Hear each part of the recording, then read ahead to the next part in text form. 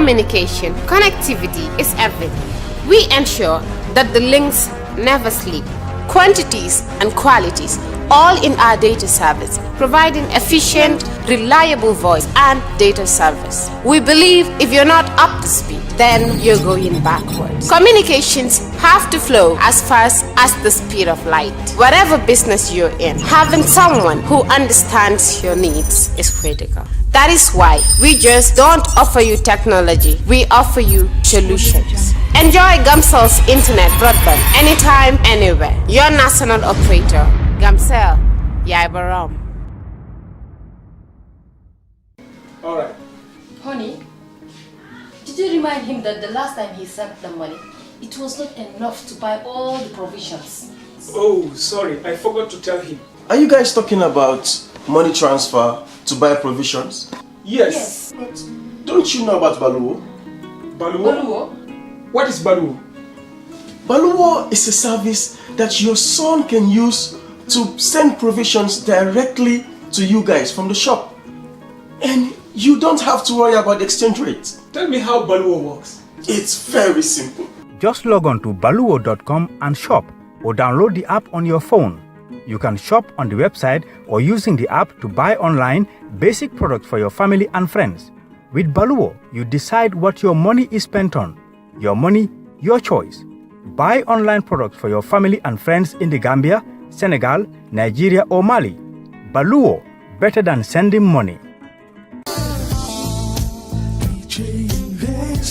Are you thinking of owning your dream homes? EJ Investment is here for you. Secure our quality bungalows with 2, 3 or 4 bedrooms, or our story buildings 3 or 4 to 5 bedrooms at very affordable prices with flexible payment plans at our Sanyang Seaview Estate, where you can enjoy the cool breeze with modern infrastructure such as tar roads, covered drainage system, modern electrification with street lights, gated entrance with security posts, and social amenities such as gas station, shopping mall, medical clinic, park, schools, children daycare, and a lot more. Our dedicated team of professionals. When you're ready. Good afternoon, Mr. Chair, commissioners, and members of the audience. Mr. Kam, kindly bring in the witness, please. Thank you.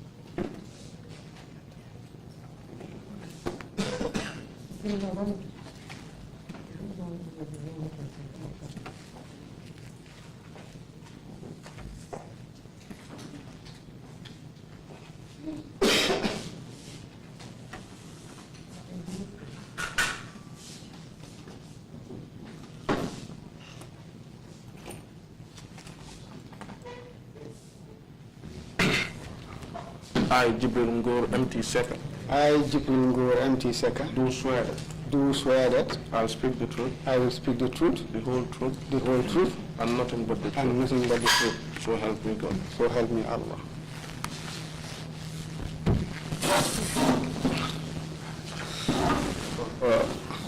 Mr. Secka, welcome to the TRRC. Thank you very much. Mr. Secka, we normally have the proceedings interpreted in one of the local languages. In which language would you like your testimony to be interpreted into? In Wolof, Council. The Wolof interpretation boot, are we set? yes. Thank you, Mr. Secka. You've just taken an oath to speak the truth. Mr. Secka, and may I remind you that it is a criminal offense to lie under oath in this country. It is also an offense to provide false or misleading information to the TRRC.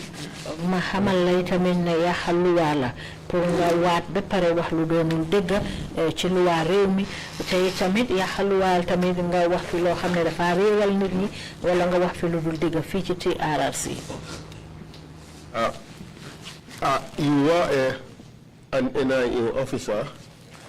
We do not have any adverse allegation against you, but it behoves me to also warn you that you have a right not to incriminate yourself. amuñ fi ben femde bu woné né dara dugal na la ci mbir yi waye nak bété tam ma la wéral né mën nga waxté do dugal sa boppa. That is not to say that you have not been mentioned in negative light. All I'm saying is that you have not been implicated in the commission of a violation. Nekkul ne nag tuddewuñ la fi loo xam ne wala tudduñ la ci loo xam ne daal lu jaaduwut la waaye daal li ma laa wax rek mooy ne tudduñ la fi dara loo xam ne yaaxa yelleef la. Ba yaaxa luwa. But the fact that you have a right not to incriminate yourself does not mean that you have a right to lie. Dëggal nag lii moom sa yelleef la ne bul wax dara loo xam ne dafa dugal sa bopp waaye nag ba tey tamit du sa yelleef tamit pour nga wax fi lu doonu dëgg. Do you understand that? Do you understand that? Respond, please. Very well, very well. Wow. Thank you very much. I am looking at your statement, Mr. Secka. It is about, well, it's 39 pages and about 35 pages of substance. So it's a lengthy statement. Saka binga binda ni gis na ko lu gudda la ndax te tollu na ci fanweer juroom ñeneenti pages yo xamne mom lañ fi amé. So, and we do not have time to hear all the details of all the things that you can possibly tell this commission. Te nak amuñu waxtu pour lepp lo xamne bëgg nga ko wax commission bi pour ñu mën ko déggé ci yow amuñ waxtu wowo. So we would at some stage admit your statement. Ne légui nak li nga xamne moy cadeau yi nga bind ni dinañ ko jël dugal ko. Just as so that I mean whatever we may miss from your oral testimony because of the lack of time we can get in your statement. Dinañ ko dugal nak ci kayiti sédé bu fekké ne amna dara lo xamné mo ñu rëcc ci cadeau yi nga xamné yang ko wax ci sa gémmiñ mën nañu dem jublu ci li nga xamné mom nga bind.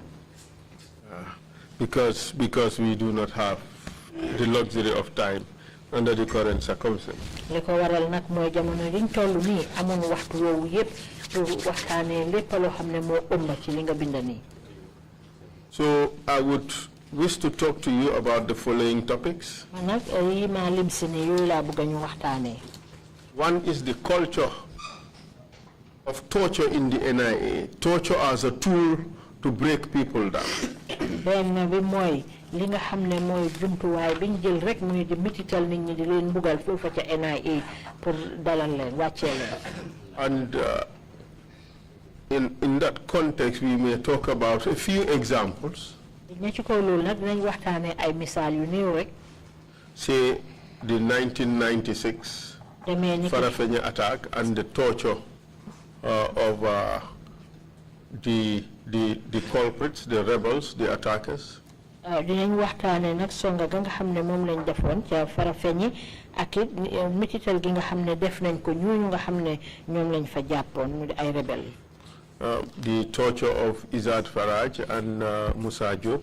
Mitital giñ tek ci kaw Isa Faraj ak Musa Diop bi dinañ ko waxtane. Just as examples. Yoy ay misal la rek.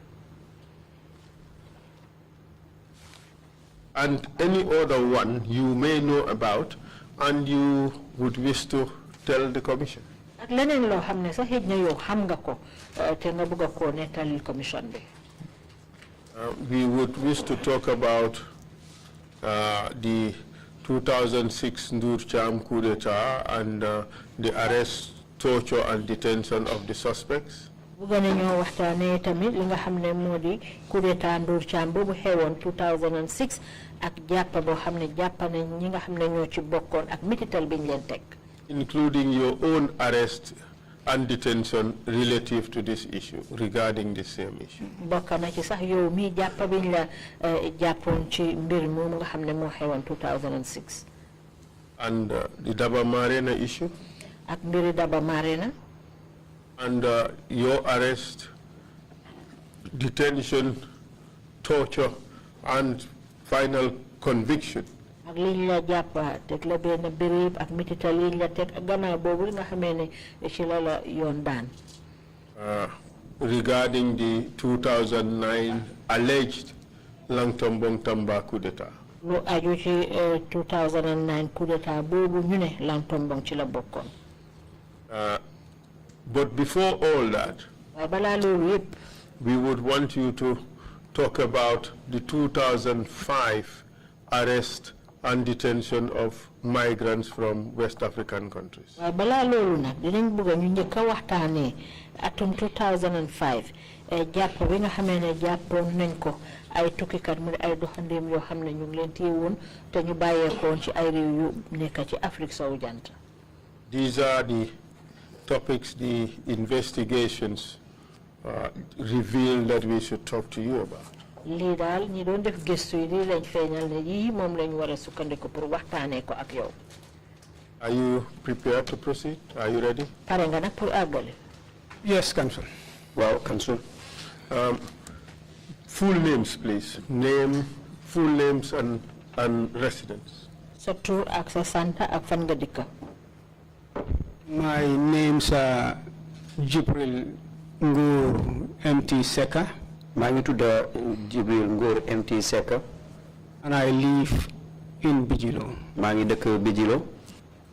Mr. Secka, could you adopt a comfortable posture?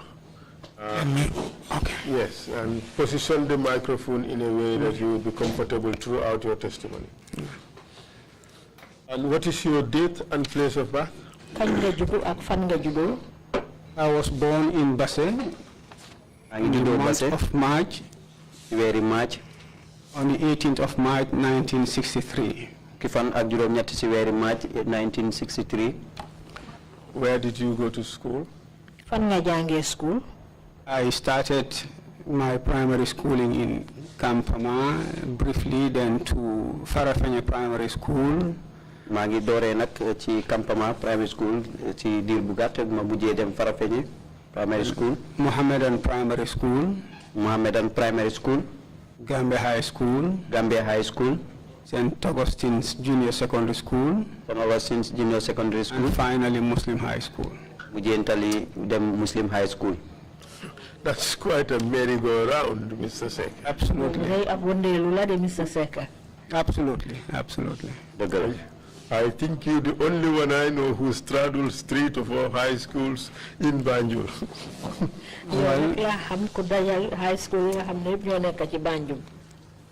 Anyway, I wouldn't say much about that. I wouldn't ask any further. Well, if you wish to. I will spare us the details. But equally, you went to school in several towns of this country. Basse, Banjul, Farafenye, and possibly many other places. Why is that? Amna school ci bari yo xamne jaar nga ci nak ci ay dëkk yu bari fi ci biir réew mi Basse, Farafenye, Banjul yépp lu ko waral. I was born in Basse. My father was a police officer. Police officer. He was posted in Basse in 1963 when I was born. Then we were in Bakau, then Banjul, then I went to Kampama Primary School whilst he was in Banjul.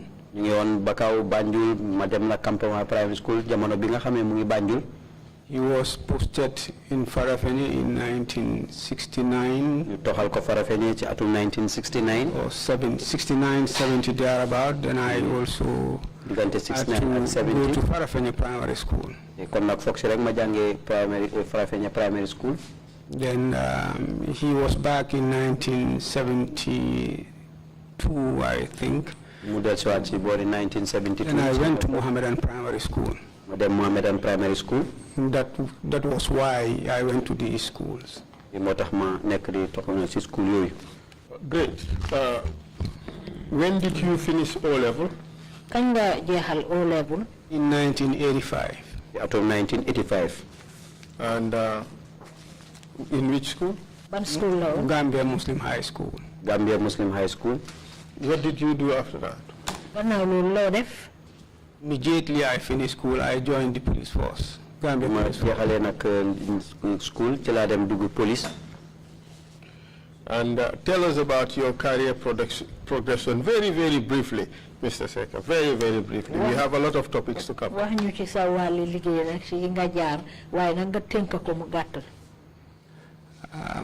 After my recruit training in 1986, I was posted at the first as a general duty officer on special duties. Gannaaw suma njëlbéen njàngam ci buntu liggéeykaay police nag ci lañ ma yóbbu ci general duty.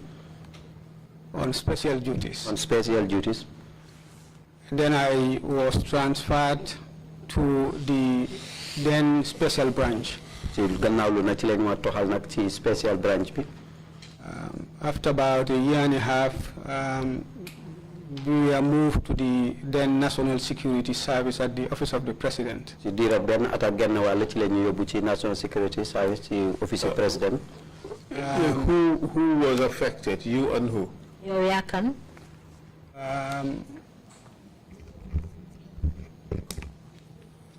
A lot of us, I think, if I could remember, there was Sergeant Usman Tamba. Sergeant Usman Tamba. Sergeant Daba Marena. Sergeant Daba Marena. Corporal Basiru Gassama. Corporal Basiru Gassama. Corporal Tijan Ba. Corporal Tijan Ba. First Class Constable Usman Sidibe. First Class Constable Usman Sidibe. Corporal Basiru Gassama. Corporal Basiru Gassama. Myself, First Class Constable. Mantismo Bopo, First Class Constable. These are the names I can remember for now. And you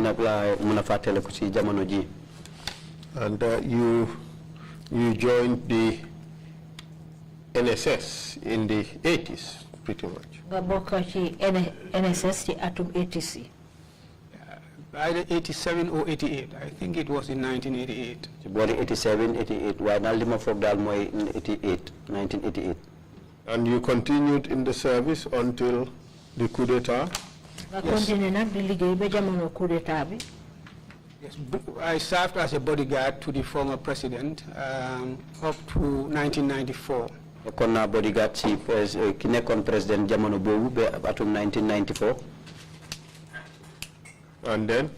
Then we moved to the NIA. Na lol nak ci lañu toxu nak ci NIA wi. Tell us the positions you held in the NIA and the dates. Wax ñu place nga yoré won ci NIA ak bes yi. I think less than a month after the coup, sometime in August, I was posted at the seaport. Lu gëna neew nak ben wër gannaaw coup bi ci lañ ma yobbu nak ci seaport bi. I can't remember the date. That's fine. Proceed. And I was the head of the liaison officer. Liaison office. I was there alone in the beginning. Man kenn nak ma fa nekkon ci njëlben nekkon nak ki nga xamné ma fa togalon buntu liggéey kay bi fofu. Then I think 3 other officers were brought in. The strength. Yeneen ñetti officers ñoom tamit indi nañ leen fa.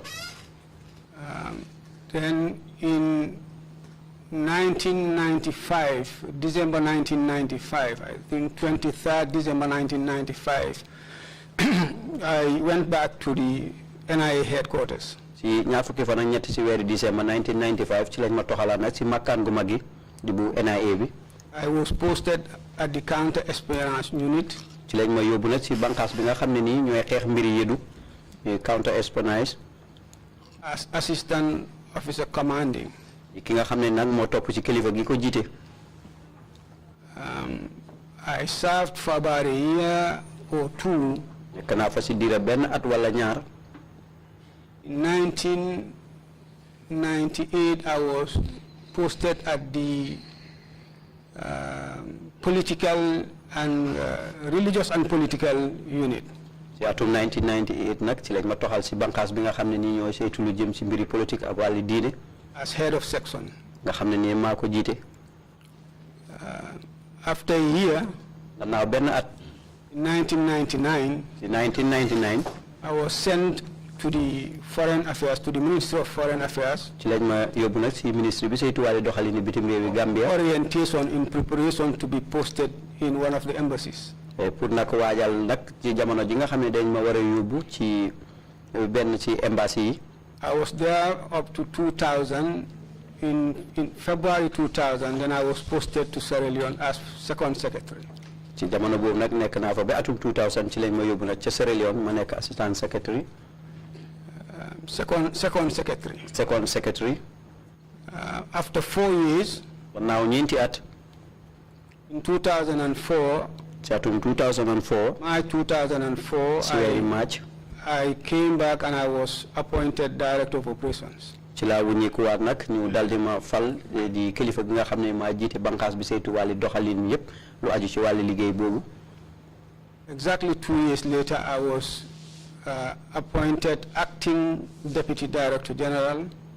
ci diiram ñaari at rek nag ñu daldi ma fal nag def ma koo xam ne ni maa yaxantu ci ma xamaam ki topp ci jiite buntu liggéeykaay bi. Consequence to the 2006 abortive coup. nga xam ne ni méngaloo nag atum 2006 coup bi nga xam ne ni antuwutoon. Exactly about a month, no, less than a month. I was dismissed on the 7th. I was arrested. ñu dàq ma juróom-ñaari fan di diirab lu motut weer ñu jàpp ma. 7th of which month? 7th of April. juróom-ñaari fan ci weeri April. 2006. 2006. I was arrested. ñu jàpp ma. Subsequently dismissed. ñu daldi ma dàqee tamit gannaaw loolu. And detained at the Mile 2 Central Prisons. ñu daldi ma denc nag ci kaso bu mag gi nekkee ci yooni Banjul di Mile 2. We would come into all that. Now, Mr. Secka, you were there at the inception of the NIA. That is correct. Can you tell us the major differences between the NSS and the NIA?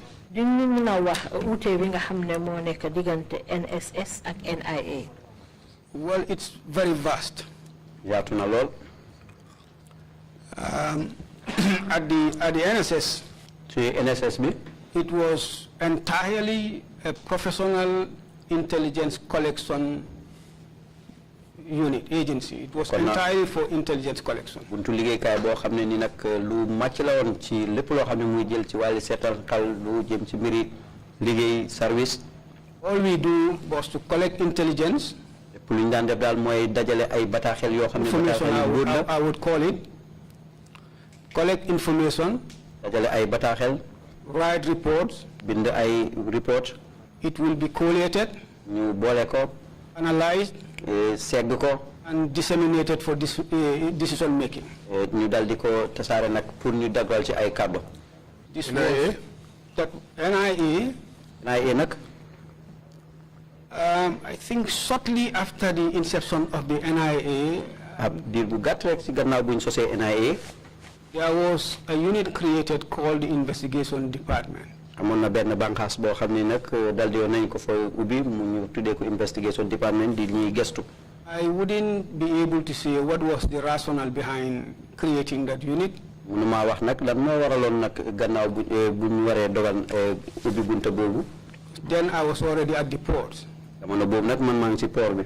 But I believe that was what changed the whole equation. ci loolu nag yaakaar naa daal moo daldi indi wecceeku yépp ci lu aju ci wàllu doxalin boobu. It was rather collecting information from the bottom to the top, it was information coming from the top to the bottom. Mr.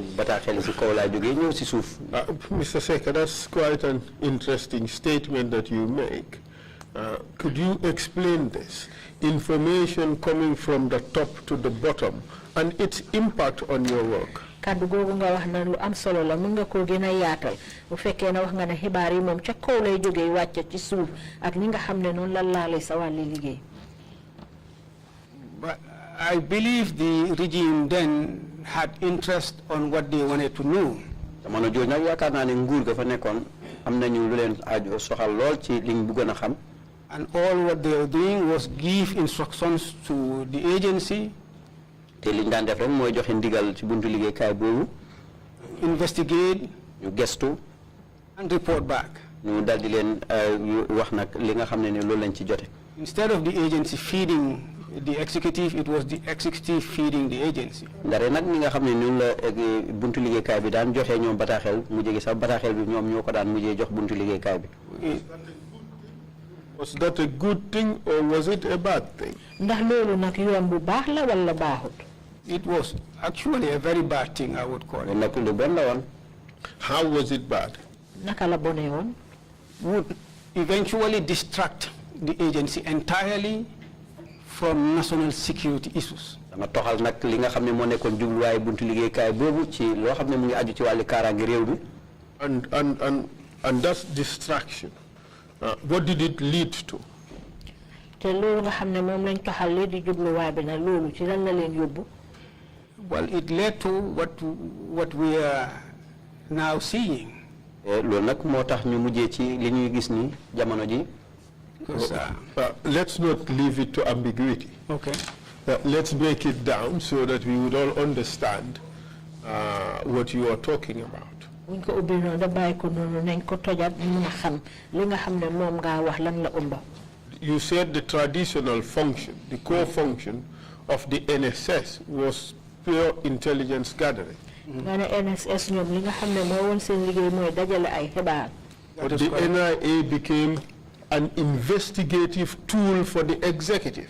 NIA nag mujjee nag ñu nekk ñi nga xam ne ñoom ñoo jumtuwaay bi defal gëstu kilifa ya ca kaw. Is that the case? That is correct. Waaw noonu la. And it was not only official matters of state, but it became an investigative tool for the president. Nekkul li nga xam ne moom lañ soxla pour li nga xam ne mooy jëmal réew mi waaye mu doon jumtuwaay boo xam ne nag jumtuwaay gëstu la pour président bi. That is correct. Waaw loolu dëgg la. It was used as his own personal enterprise to get whatever he wanted. Dafa mel ni moom liggéeykaay la boo xam ne rek daf ko jël def ko moomee fi boppam pour am li nga xam ne moom loolu la soxla. More or less. Waaw. Lu ëpp loolu. The NIA would eventually, in fact, become an institution for hire. Anybody who could pay an NIA officer can get them to move and do your own bidding. NIA nag gannaaw gi mu far mujjee doon loo xam ne rek képp koo xam ne soxla nga mu defal la liggéey rek mu ñëw fay la nga def liggéey bi. Well, that is correct, but relatively it was not absolute because not everybody was involved in that. Waaw loolu dëgg la waaye nag du ñëpp ñoo ci daan yëngatu. Obviously, not all NIA officers would be involved in that, but the institution itself became reduced to one which could be hired by private individuals to do their own bidding. Waa NIA yëpp day ñoom du ñoom ñëpp a koy def de waaye lu liggéeykat yëpp a koy def foofu NIA waaye NIA ci boppam béréb la boo xam ne dañ ko jël def ko foo xam ne daal ñi nga xam ne bëgg nañoo ñëw am njëkk li mën nañ leen a jël defal ñu defal leen liñ bëgg ñu def. That is correct, Council. Waaw loolu dëgg la Council. Citizen A would have a private land dispute against citizen B, and citizen A may hire NIA agents to intimidate and bully citizen B for them to get their own the results that they desire. Isn't that true? Benn doomi réew diw sànga mun naa am jafe-jafe ak keneen moromam mu ñëw jëfoo NIA pour ñu dem ci kooku dal di ko toroxal pour am lim bugga. Yes, that was the case. Waaw noonu la woon. And progressively, the NIA, as you said it, lost its focus on national security and concentrated on private dealings of the president and other people who could afford to pay officers. ca mujjanteel ga sax NIA ñoom la nga xam ne mooy woon seen jubluwaay ci lu leen itteel ci wàlli kaaraange réew mi loolu dafa mel ni dañ teggi yoon woowu daal di jublu nag ci moomeef boo xam ne rek li président bi soxla moom la ñoo def wala keneen koo xam ne doomi réew mi la rek te mun leen a jël dina leen jëfoo. That is true. That is correct. loolu noonu la dëgg la.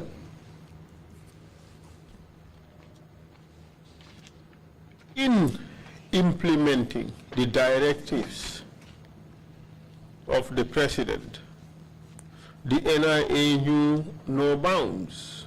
They would do anything to get the results he wanted. True or false? pour doxal li nga xam ne nag moom la président bi bugga ca mujjanteel ba NIA ñoom niñ mujjee wax amul fenn amul benn dayoo ñoom daal li président bi soxla fu mun a toll rek ñoom loolu la ñuy def. That is correct, Council. It's like when the shepherd runs, the cattle will stampede. moom ngi mel ni rek daanaka bu fekkee ne sàmm bi daw na rek na yi ñoom dañuy taxaw bañ a jof. And indeed, stampede they did and trampled upon any individual, every citizen that came into the NIA. loolu tam dañ ca saaroo dal ci képp koo xam ne bugga na ñoo dal ci koo xam ne indi nañ la NIA rek. That is correct. loolu la. And in trampling on us, they have broken our bones, dal gi ñoo dal ci suñ kaw dama nañ suñuy yax. amputated our spirits, dog nañ suñu xalaat. and scarred our souls. ragal loo nañ ñu tamit. They violated our innocence yaaxa nañ lépp loo xam ne mooy suñu yelleef. as a people comme doomu aadama. because of the untold crimes they have committed against us as a people. léegi yi nga xam ne ay tafaar la yoo xam ne duñ koy wax dañ teg ko ci suñ kaw ñun doomu aadama yi. Well, it's rather unfortunate, but it did happen. waaw noonu la day métti na nag waaye nag lu xew la woon. And it indeed happened, in fact, from the very early days. In 1996, some rebels attacked Farafenye. How did the government react to this through the NIA agents? They reacted very badly. Excessive force was used on those people. But to call it excessive force is in fact to sugarcoat it, is in fact to decorate it with platitudes and niceties. It was wanton and blatant torture, wasn't it?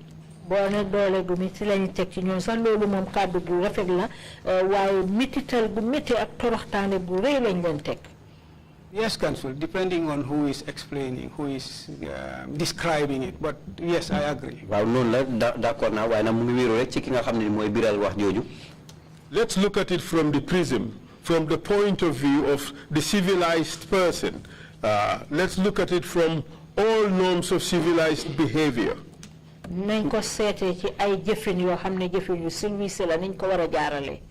Let's look at it according to the laws of this country. It was plain torture to obtain confession, wasn't it?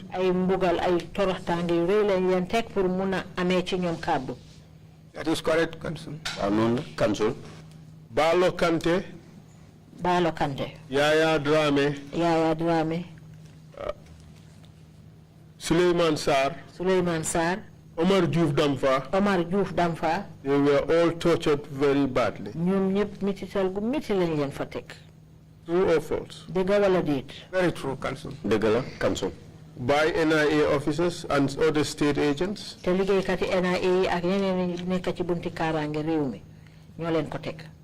Correct, Council. What do you say to the suggestion that the NIA officers who are entrusted with the responsibility of dealing with these people denied that there were tortures at all? Well,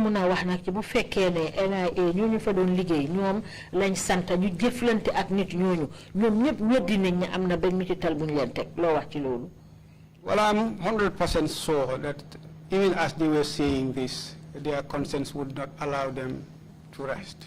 You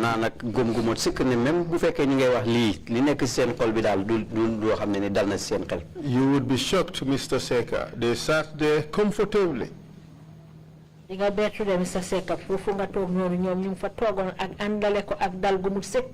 at us in the eyes.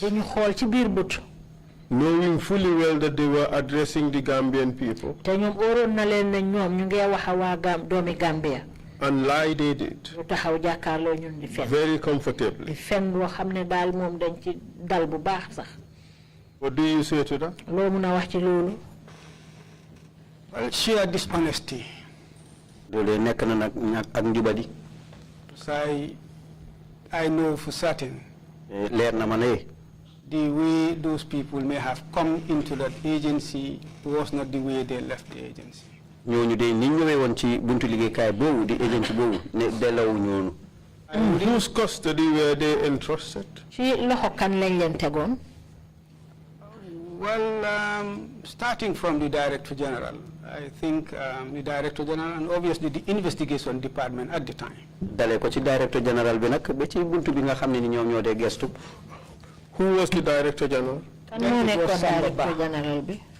Samba Ba. May his soul rest in peace. na ko yàlla yërëm. Who are those leading the investigations? ñan ñoo jiite woon gëstu yi ñu ci doon def. The investigation department at the time was headed by Fodé Barry. buntu liggéeykaay boobu nga xam ne ñoo saytu mbiri gëstu bi ku ko jiite woon nag mooy Fodé Barry. I think his deputy was Lamine Jobate. ki ko toppoon mooy Lamine Jobate. Then you have the other officers, Babukar Diallo. nga am na ñeneen ñi ku mel ni Babukar Diallo. Lamine, I can't remember the surname, but they used to call his alias is Ninja. moom nag xamatuma waaye nag ni ñu ko daan ooyee mooy Ninja. Then other Lamine was Mandas. Those were the investigating ñeneen ñi officers. ku xam Mandas ñoo ñooy ñi nga xam ne ñoo daan gestu. There may be other officers who were also assigned to the case, but these were the investigation officers. mën naa am nag am na ñeneen ñoo xam ne ebale nañ leen ci gestu boobu waaye nag ñii daal ñoo doon gestukat yi. What if I tell you that Fodé Barry said these people were not tortured? su ma la waxee nag ne Fodé Barry mu ne ñii amul benn mitital bu ñu leen teg. What do you say? looy wax ci loolu. True, he told us the truth or he lied? dëgg la wax wala dafa fen. I don't think that was the truth. foog ma ne loolu mooy dëgg bi de.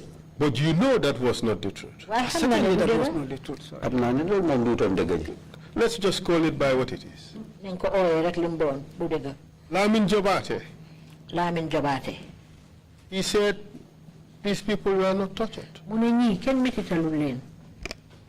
Did he speak the truth or did he lie? dëgg la wax wala dafa fen. No, he lied. dafa fen. He did not say the truth. waxu dëgg ji de. Salimina Drame, he said he was there. Hari Sambu, he said he was there, and both of them said that these people were tortured. Did they speak the truth or did they lie? Salimina Dramé ak Hari Sambu ñoom ñëpp ñu nga fa woon te ñoom dañ ne ñii ñu ngi leen doon métital ñoom wax nañ dëgg wala dañ fen. They told the truth. wax dëgg ji lañ wax. Exactly what happened. Because Loolu nag they mooy li were la there xew. and participated in it. ñu ngi fa woon te bokkoon nañ ci. If others are saying they were not tortured, obviously the other group is lying and this other group is saying the truth. bu fekkee nag am na ñeneen ñoo xam ne ñëw nañ gaaral fii te dóoruñu woon leen wala métitalu ñoon ñoom ñu ngi doon fen. That is your testimony, you who was also one of them. Not participated, but you are one of them. You work in the institution and that's your testimony. I was in the institution at the time. maa ngi woon ci buntu liggéeykaay boobu. You subsequently came into contact with these people while you were in detention. gannaaw bi nag ñëw nga nag pour am jokkoo ak ñoom jamono bi nga xam ne yow tam ñu ngi la jàpp. Yes. waaw. At the Mile 2 Central Prisons. ci kaso gu mag gi nekkee ci yooni Banjul di Mile 2 Central Prison. Tell us about your encounters with these people. wax ñu nag sa jokkoo ak ñoom. All of them except Suleiman Sarr.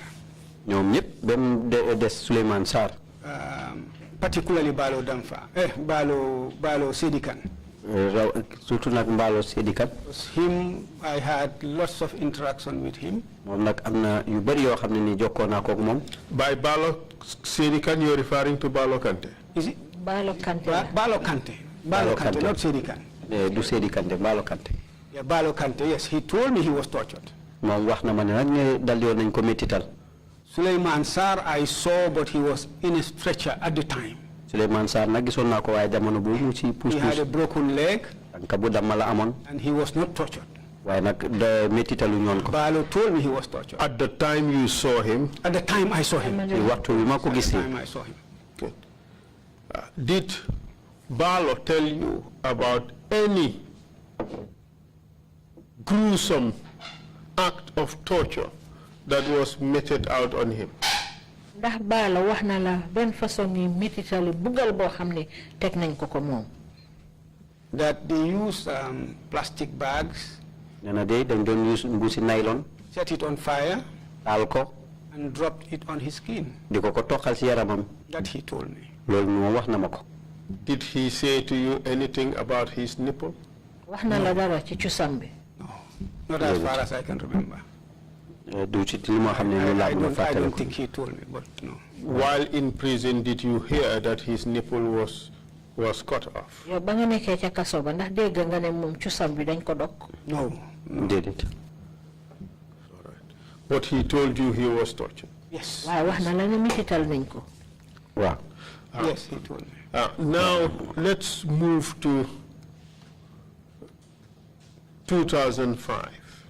2005. At this time, what position did you hold? I was director of operations.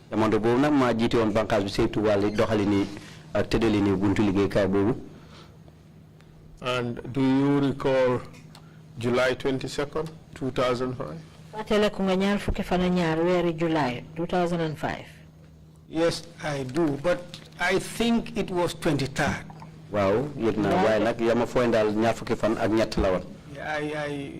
I stand to be corrected because on some of the information I have, I saw 23rd.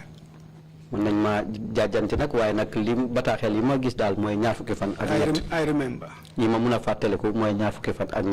But do you recall the festivities of the July 22nd? For 2005. Yes, Wow. I remember. Do you recall how the festivities were celebrated? It was a cultural display. Where about? At the 22nd July Square. Otherwise known as? Makati Square. How did you come to be involved with the activities of that evening?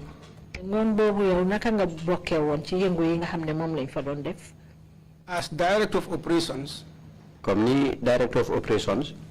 most of the time, where the president goes to as far as gatherings are concerned, most of the time I am there. And on this occasion, I was there. Tell us what happened. Well,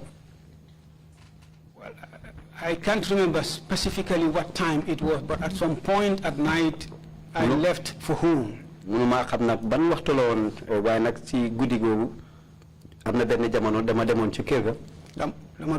was on my way home. Around Jimpex or so, the then Director General called me on my phone. What's his name, the Director General? At the time? Daba Marena. He called me, inquired where I was, and asked me to go to the naval base to meet, if my memory serves me right, the then DG GPTC with a bus to collect some people who were coming from around Bara. Ci jamono bobu nak ci la ma ko laaj ma fan la nek jox ma ndigal nak na ma wñeku wat ci makani manduwari pour tassé wa ki DG bu GPTC ak boss pour jël ay nit ñoo xamné ñu ngi joggé ko bori Bara. Did he tell you anything about these people? Wax na lu dara ci mbiri nit ñooñu. No, all he told me was there is a group that is coming from Bara. They are being brought by the Navy, so collect them in the bus. Take them to the Kairaba station. Lima wax rek mo nek ni amna ay groupe nit ñoo xamne ni ñu ngi ñëwé bori Bara di leen ay indi nak moy soldari manduwari jël leen yobul leen bori Kairaba station. What else? What did you do after that? I called two officers officers relevant to the operation. The head of investigation and the head of the liaison office at the ports, at the Gambia Ports Authority. Who are they? Usman Jallo was head of investigation. Sadi Gassama was head of the liaison office at the seaport.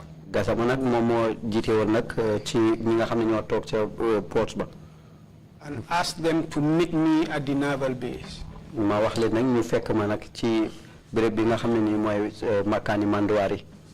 We all converged. And shortly afterwards, a boat docked belonging to the Navy with a group of young men mainly, and I think I remember seeing a lady among them. As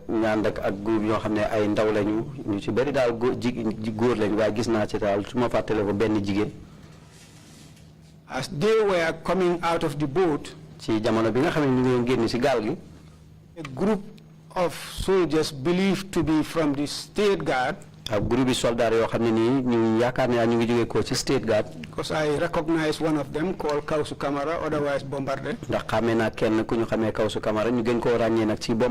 Could you tell us how he was dressed? He was dressed in traditional dress locally called chaya. And maybe chayas are of different types. The big one. There is jatakenda, there is regular chaya, and there is chaya piti. No, this is the big chaya. This is the chaya of the fullers and the jolas. That is chaya piti.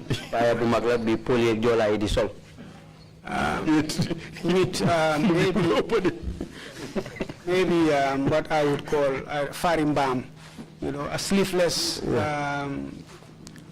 sor, with lots of jujus all over.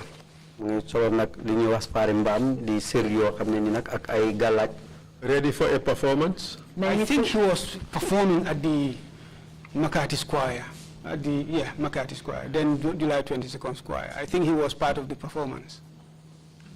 And the euphoria continued when he arrived there? Immediately they arrived, they started seizing these people.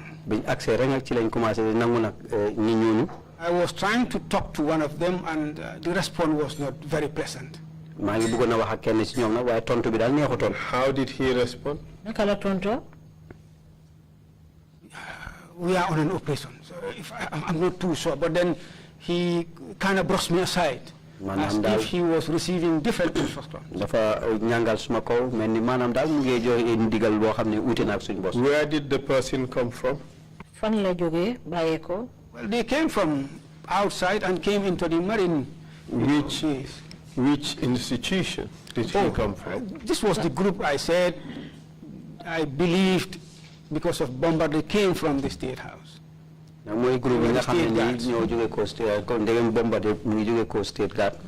And these people, from whom do they receive their orders? I believe from the president. Proceed. So immediately they came, they seized these people, started handling them, kicking. Some of them they could.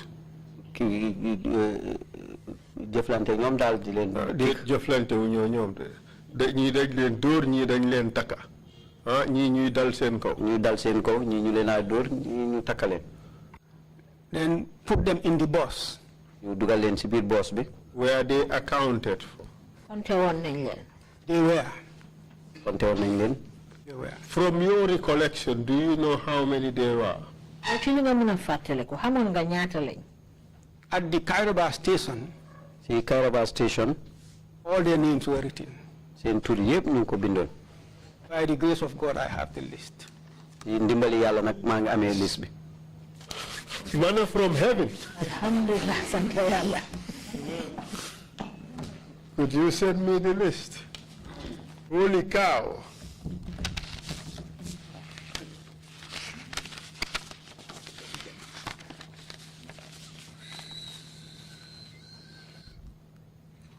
Whoa.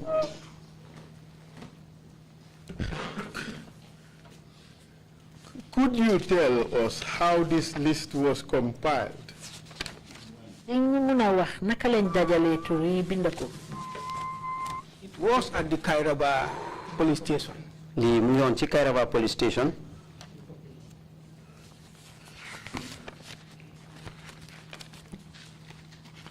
I wouldn't do anything without procedure. Because my instructions were take them to the Kairaba police station. As soon as we finished doing that, I received another instruction that some of them should be at the Kairaba police station, others to be taken to Baba Job's residence, the rest to the PIU. During that course, the then ADC Usman Baji called me aside. What is ADC? At the camp. At the camp of who? Of the president. What's his name? Yaya Jammeh. What's the name of the ADC? Usman Baji. And what did Usman Baji tell you? Usman Baji he asked me, where is your DG? I told him he should be home. I told him he should be in Banjul. So I left him in Banjul. But he was on the phone talking to somebody. Then he asked me my opinion about this group. I told him I think they are illegal migrants. Looking at the way they were. Then he spoke to the person who was on the phone. And later on I left. He did not talk to me again. I continued what I was doing. Perhaps this was the time the officers at the Kairaba station, who I believe were professionals, were taking down the names of the officers. Of the group. The captives. The captives. Yeah.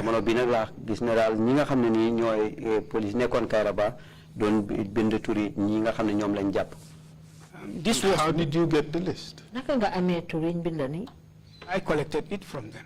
It was to be given to the head of counter espionage for screening the following morning. I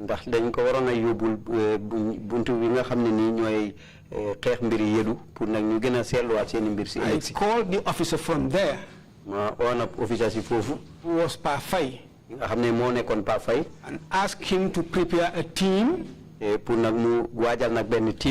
come to the Kairaba station and screen these people to ascertain what they were here for.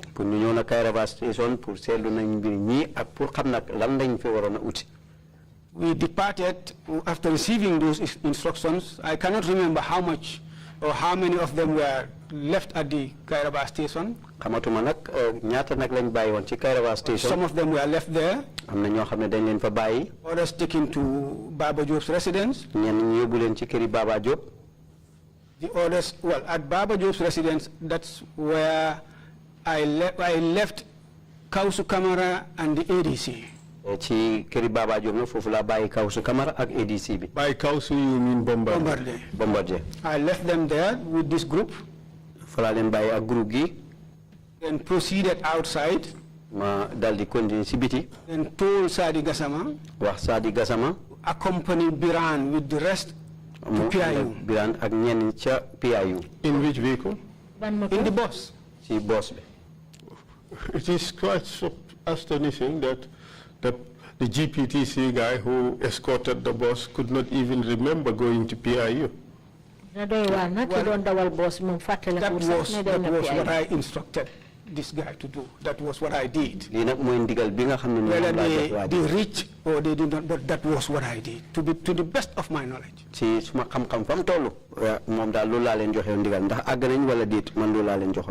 Then I put Usman Jallo in my car. ci la dugal Ousmane Diallo ci suma biir auto bi. He was living in Sukuta. Who's Ousmane Diallo? Ousmane Diallo was the head of investigation at the time. Mo jité won buntu bi saytu wàlli gestu bi jamono boobu. I drove him to where he lives around the Sukuta graveyard, where the dumping site. He used to live there. It was late. I told Sari, go with these people since you live around Sukuta, you live around Serekunda. Then Usman, let me drop you. Then go home in Bijilo. Usman suggested that he drove his own car. Usman de dafa ne moto bopam la don dawal. This is what I did. Lila def. Usman could not even remember leaving anybody at Kairaba. Maybe he has missed the facts, but I definitely, for some reason, this is miraculous, I definitely had a feeling and belief that one day something like this will happen. And there are people that I told, not specifically, that whatever we're doing, one day, sometimes I would go and give a statement. If it is not investigated today, one day it will be investigated. Maybe those people are hearing me and can attest to what I'm saying. I wouldn't say I know specifically that this was going to happen, but I had a belief, my faith in my religion made me believe that someday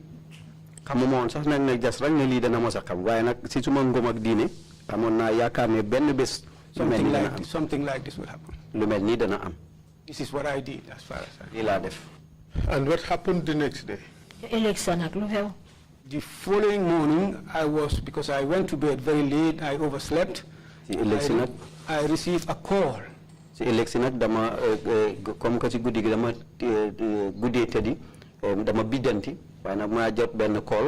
From the liaison officer in Tangi. I cannot remember for now. Who called me and said there are corpses around the Ghana town at the forest. I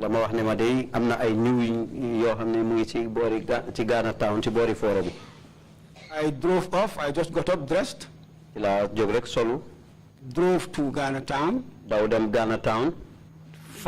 Went and saw these corpses.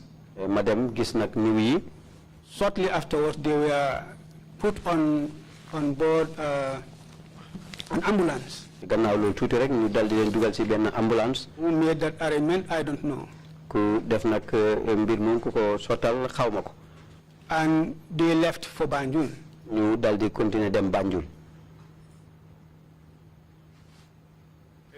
I think when I was still, thank you. I think when I was still in Budfoot, the head of counter-espionage called me.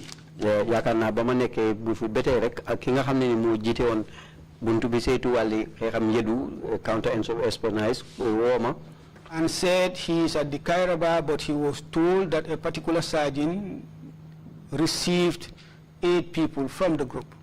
I'm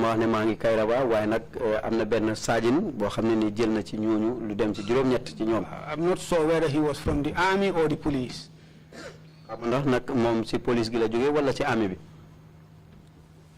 Immediately he told me that. Looking at the corpses, I concluded for some reason that this may be the same group that was removed from the Kairaba. There and then I told him, I think we are not in control of this, let's stay out of it. That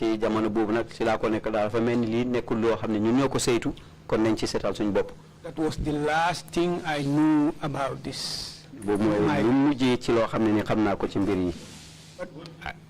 What did you do with the list that you took? It was home, but really I just saw it when I was just released in 2015.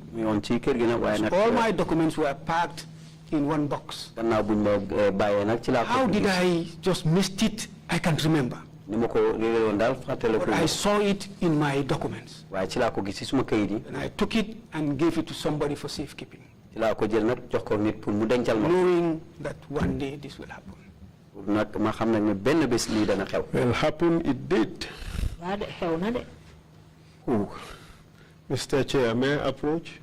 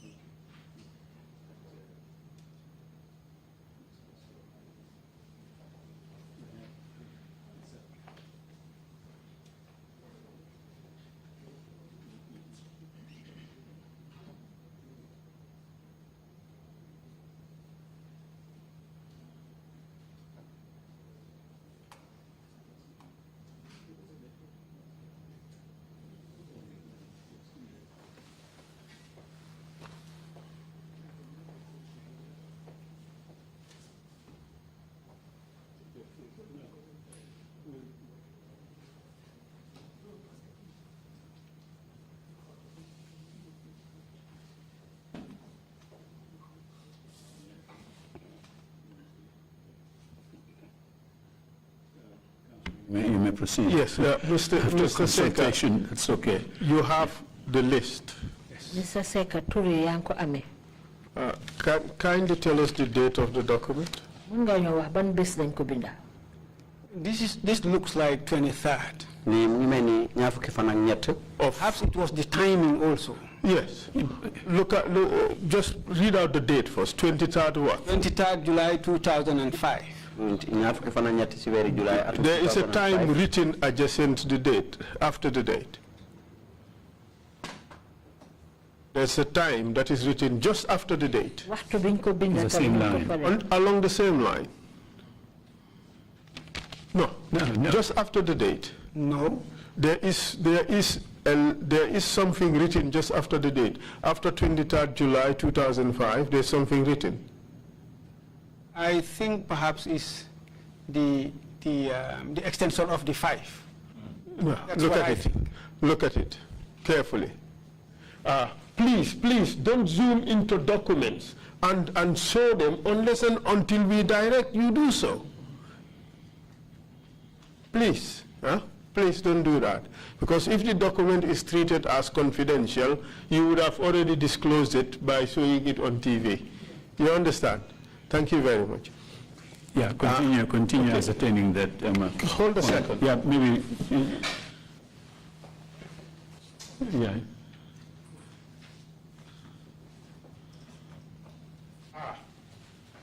Okay, I see what you mean. Yeah. So that's the continuation of the date, 23rd July 2005. I thought it was time. Yeah, but the events, the celebration started on 22nd. That is correct. At night. At night. And the events continued until the 23rd, which is the early hours of the morning. That is after midnight, pretty much. It may not necessarily be the festivities, but our activities. Yes, your activities. Yeah, Council, before you proceed, let him just confirm that line is where now that you have some understanding of that. Let him confirm that after 23rd July, yes, whatever is... yes, whatever it... Confirm it for the record. That follows is what? Yeah, I believe it's an extension of the 5. Yes. So what 5? So what is the document?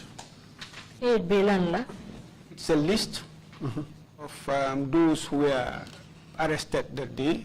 On the 22nd or 23rd of July, 2005. Well, I would call them illegal migrants. 2005. It's not conclusive, really, but what details is recorded? Name, nationality, and date.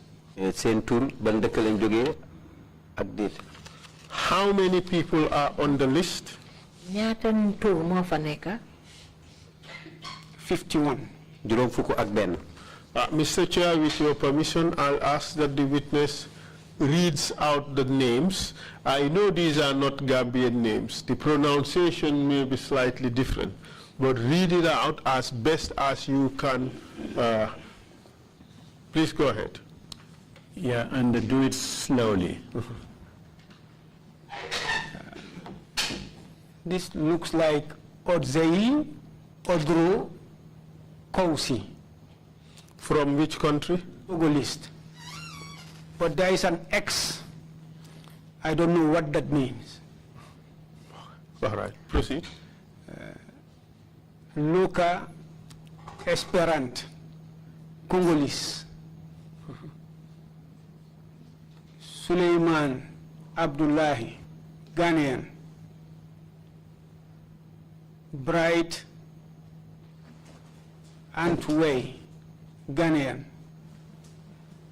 Kwaku Amtui Ajiekum, Ghanaian. Kasim Amadou, Ghanaian. Kwaku Apia, Ghanaian. Benjamin Kobna, Ghanaian. Nketia Eric, Ghanaian. Kwadwo Amadou or Ampadu, Ghanaian. Richard Bokie, Ghanaian.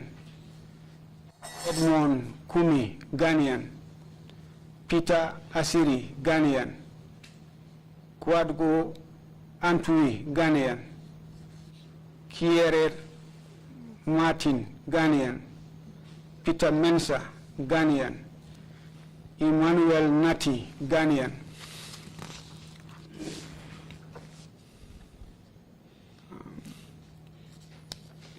Kerr is visible. The other name is not visible. Yawo Kerr, Ghanaian. Asante Isaac, Ghanaian. Koranteng Marcel, Ghanaian. Marciel Tawia, Ghanaian. Peter Achina, Ghanaian. John Carson, Ghanaian. Nelson Frimpong, Ghanaian. Faith Sheet, Ghanaian. George Amu, Ghanaian. Aruna Mensa, Ghanaian. Mohammed Bayo. Is it Mensa or Musa? Musa, Ghanaian. Mohammed Bayo, Ghanaian. Johnson Ajiere, Ghanaian. Joseph Mensa, Ghanaian. Juju Mengs, Ghanaian. Richard Body, Ghanaian. Is it Richmond?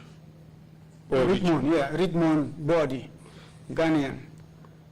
By Daniel, Ghanaian. Samuel Solomon, Sierra Leonean. Hassan Conte, Sierra Leonean.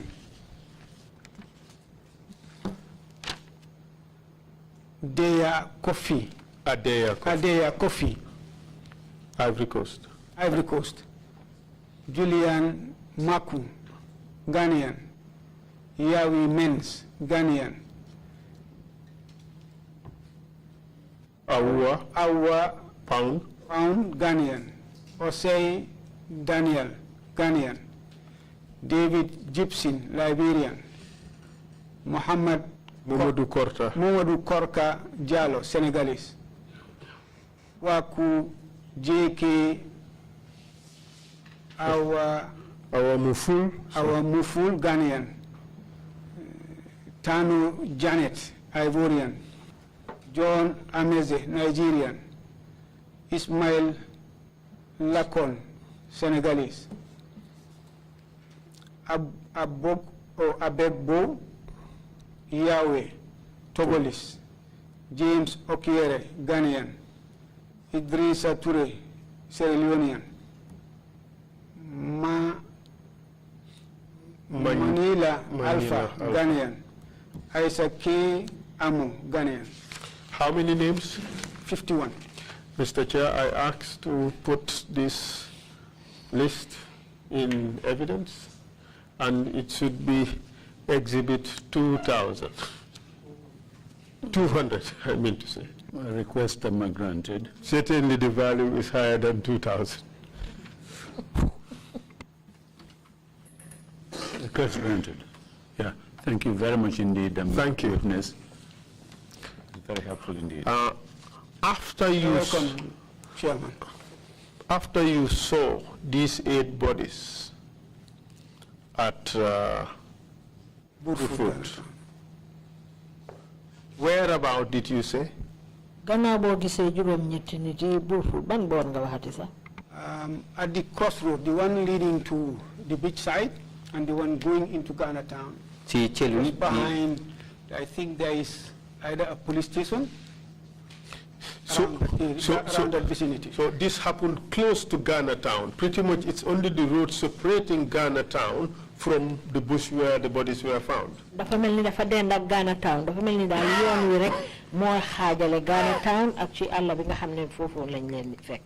That is correct.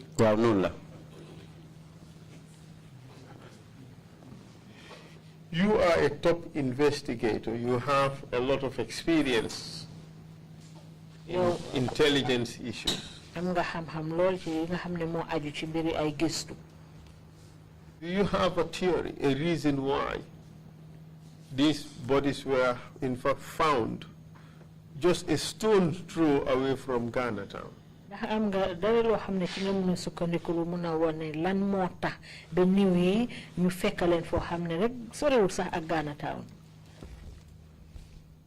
That would be difficult, Council. Let me try. Okay. To disguise the fact that these people were arrested from elsewhere, to make it look like these are just Ghanaians who may have been killed as a result of something that happened just across the road, Ghana town.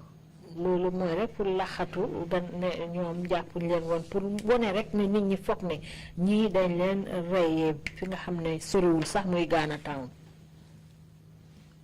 Well, perhaps yes, it makes sense to some people, yes. That's plausible, isn't it? Yes, it's a plausible denial. But when you saw these bodies, it immediately occurred to you that this could be, in fact, Ghanaians who are among those who were arrested.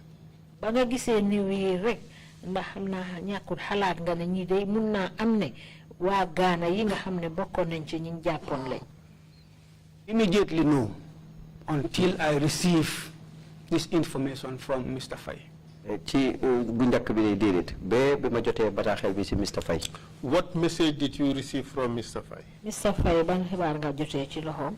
That he went to the Kairaba station. Dem na ci Kairaba station. Just to be informed. Ñu yëgal ko fa ne. That 8 people were collected from the group. Lu dem ci juróom-ñett ci groupe yooyu jël nañ leen. Did he say who took them? Wax na la ñan ko fa jëlee. I think he told me a sergeant, whether a sergeant from the police or from the army, I cannot remember. It's been a long time.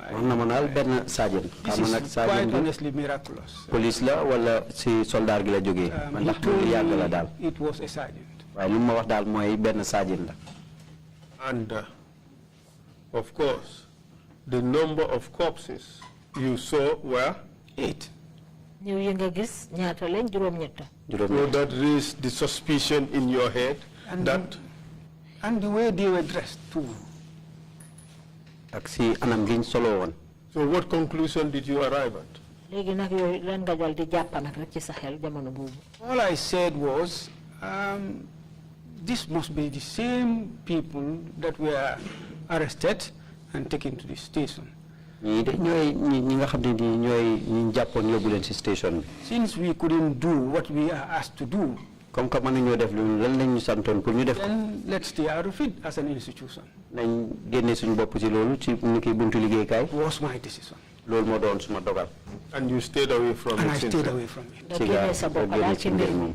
Well, thank you. The list saved itself. Alhamdulillah. And here we are, thank God.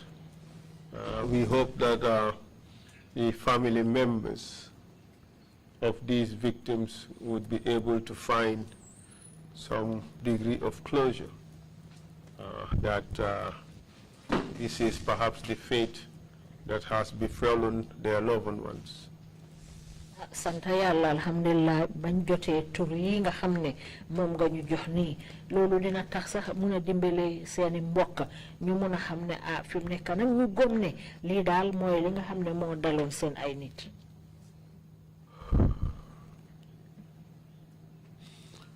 Let's move on to the next topic. Okay. Your Director General. Yes. Was Daba Marena at the time? Yes. My Director General was Daba Marena. Did you report to him? I did the following day. Well, because it was a weekend, I did the following day during our briefings, our morning briefings. I reported exactly what I saw in our morning briefings. Very well, Captain Sen was even the one asking questions, I remember. Did all of you arrive at some conclusion as to the relationship between the arrests and the deaths that were ultimately discovered?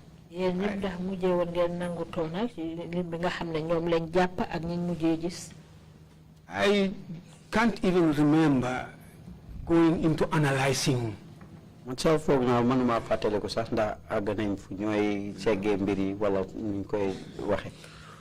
But in 2006,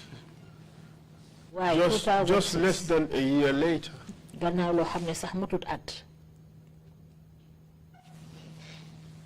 a coup d'etat was foiled. Ndur Cham coup d'etat. Yes, that is correct. Can you tell us what happened and how you came to be involved? Yes, Council, I was on leave. Well, Council, on leave.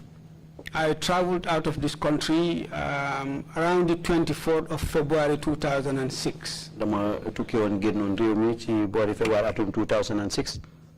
I went to Spain.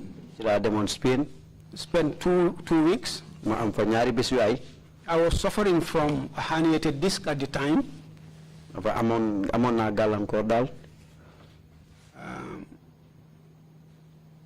I was suffering from a herniated disc, which I wanted to treat in Spain during this period. That was not why I went. I was invited by a friend.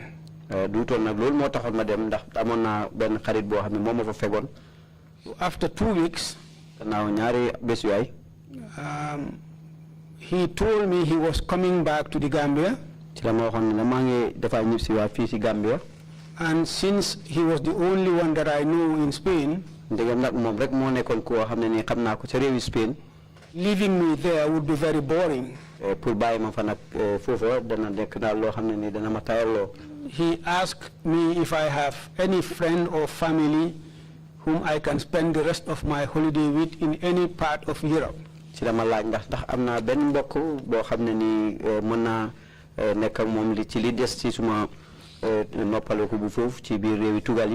During the course of thinking who and where, I was called by a friend called Malik Kamara. I explained to him the circumstances and told him that I was even sick and wanted to do some treatment, wanted some attention or intervention in my health situation.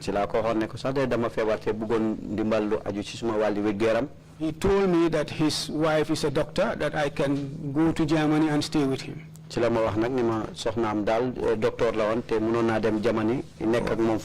I talked to my friend who bought a ticket, then I went to Germany. Whilst in Germany, just to sum it up, on the 21st of March,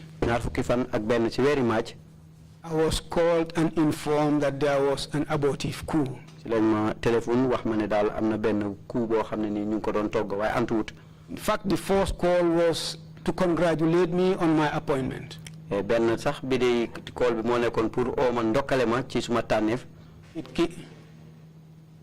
To acting Deputy Director General.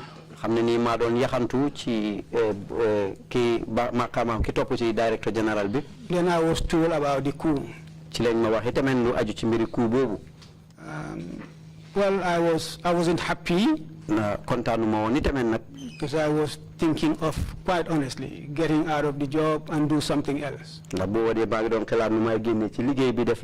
all the same, I continued with my treatment. At some point, the doctors couldn't reconcile my age to the state of my health because I had a pelvic deformity as a result of a herniated disc. And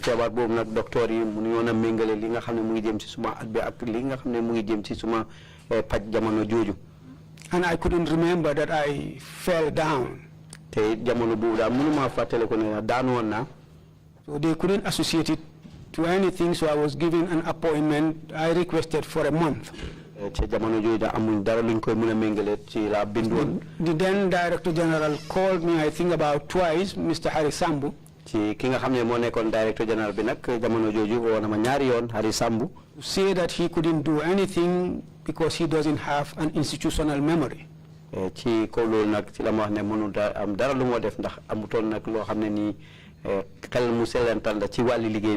Since my leave was coming to an end,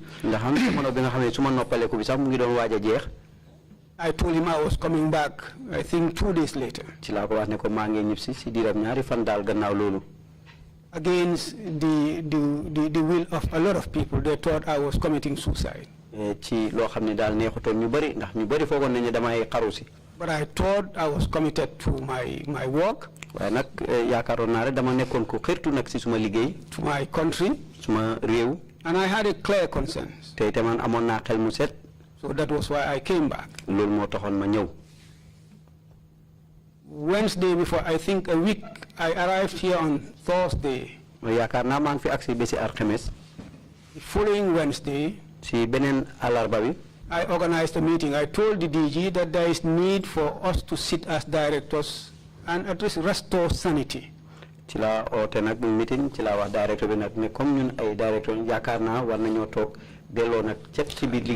Was there chaos? Yes, there was. Tell us about it. When we met, in fact, one of the officers then, Fodebari, refused to be part of it.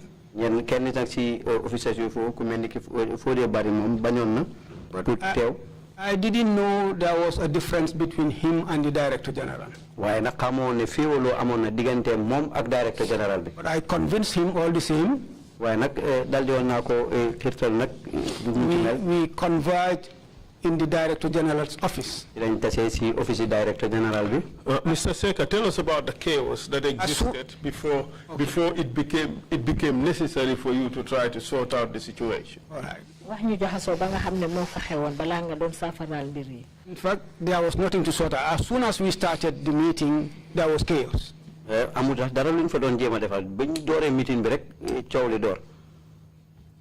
was argument between the DG Harisambu and Fodebari.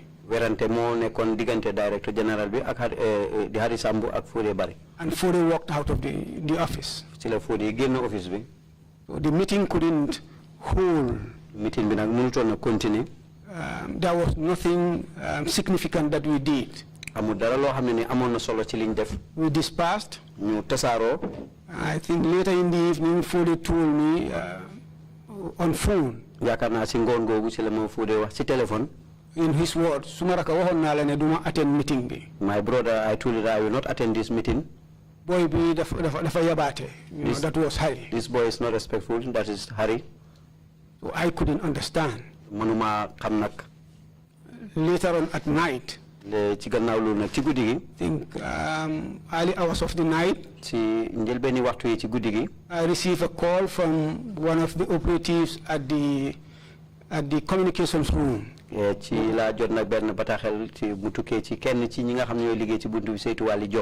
the ops room. I cannot remember his name. He called me that I should report to the office. He was asked by the DG for me to report to the office.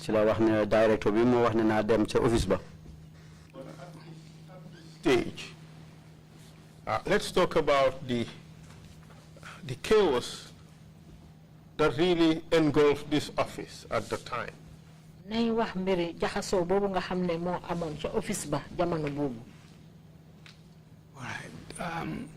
I think it's worth noting. When I came on that Monday, I think the Monday that I reported to the office, either Thursday or Monday,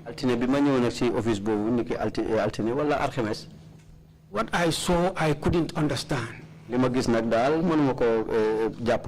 I went into the conference room. I found Adama Dean. The then DG, MD GPA. MD Gambia Ports Authority. In cuffs. With a suit. As if he was coming from work. And was testifying. He was like being asked about the coup. You mean he was in handcuffs? Yes, he was in handcuffs, putting his hand on top of the table. What do you say to the suggestion by members of that panel that nobody appeared before the panel in handcuffs?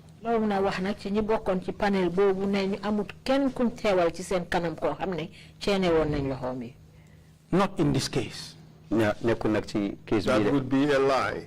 Well, certainly yes. Well, because I saw it myself. I couldn't understand. Then I left. As I was leaving, I think Fode was teasing me. Fode was teasing me, saying that you are running away. I went down. Found Uncle Antuman Gay. Uncle Antuman Gay. In the same manner. In cuffs. A soldier was standing in front of him with a weapon. I couldn't control myself. I just sat next to him. And I asked him, Uncle, I asked him, Uncle, what happened? He said, Son, son, this is what we see. And I left and went to my office. And Since I was coming from Germany, was not involved in anything that happened. I went to my office, hoping that a report will be submitted to me. But little did I know that I was going to be arrested. I did so not. What was this chaos that you were organizing this meeting for? What was the purpose of the meeting that you had organized? Yeah, because I wanted us to sit as directors, because everybody was just coming in. Baba Saha was just coming in, and I was the Deputy Director General. I thought it necessary for us to sit and at least restructure or chart the way forward, some kind of, at least median meeting.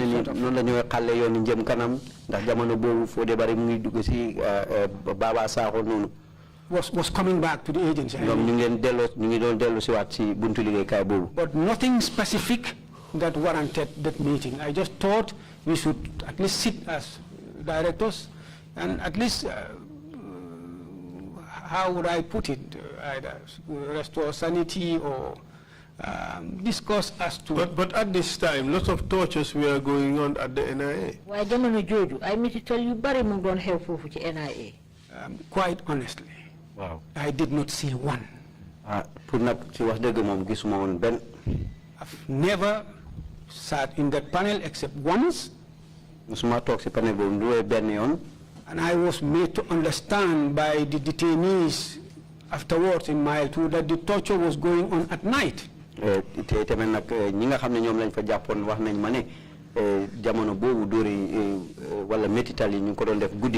did not see. But the panel sat often at night.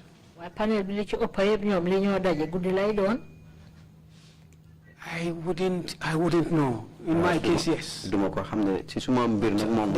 are instances that I saw them sit during the day. I definitely wouldn't know whether they were sitting at night.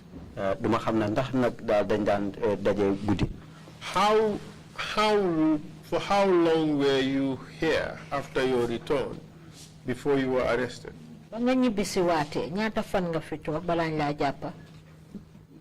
or 6 days. Kindly explain the sequence of events that led to your arrest.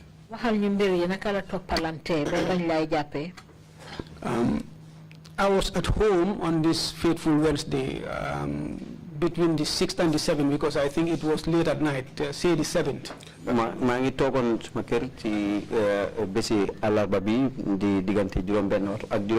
Okay, let's do it this way.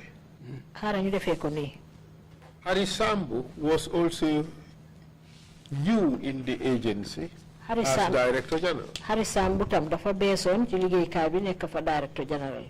Correct? Yes, he was new. Wow. Where was the previous Director General? Director General bu jekk bala mom fan la nekkon?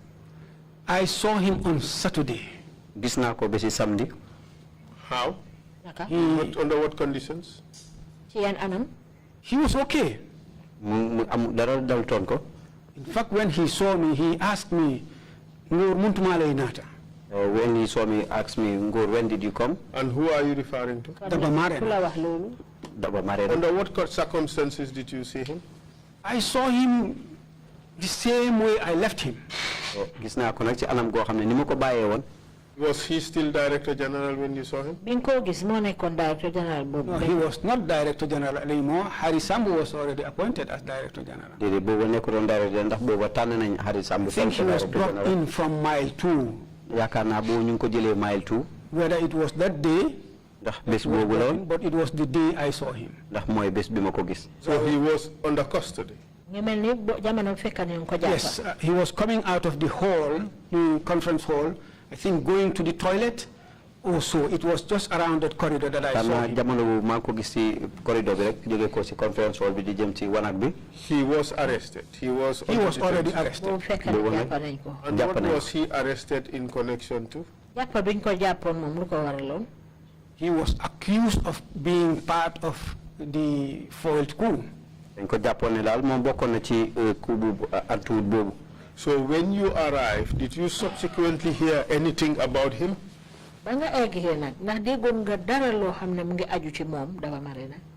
After that day? Yes. He testified in my presence. He talked to the panel. I was sitting down. And all he said was definitely to me convincing that he was not part of this. And what happened to him subsequently? I think either the Tuesday or Wednesday I was arrested, I heard on the news that he escaped with some other officers.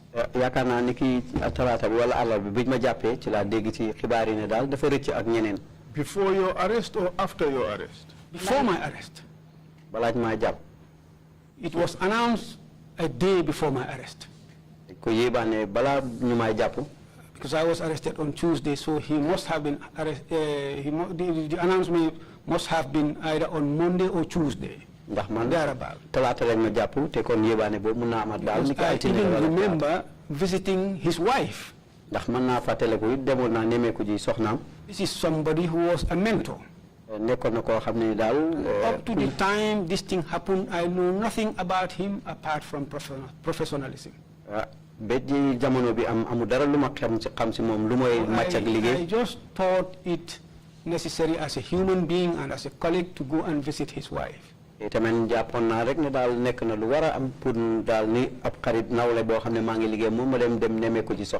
I was not going to stop at his wife. I was going to Balajo's wife and Singate's wife.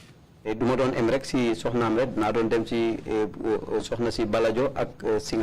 are these people?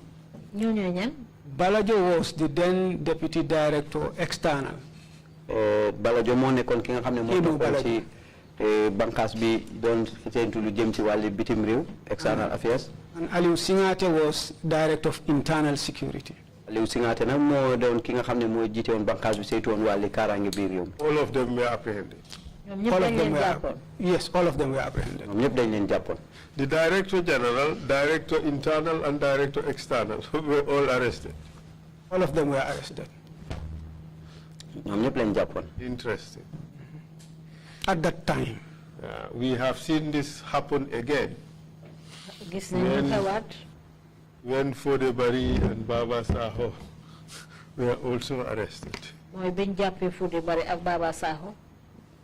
Director External, Director Internal, both arrested. But anyway, that's the way it happens here. So you went to visit Daba's wife. What happened afterwards? I think it's also important to clear this belief that people have.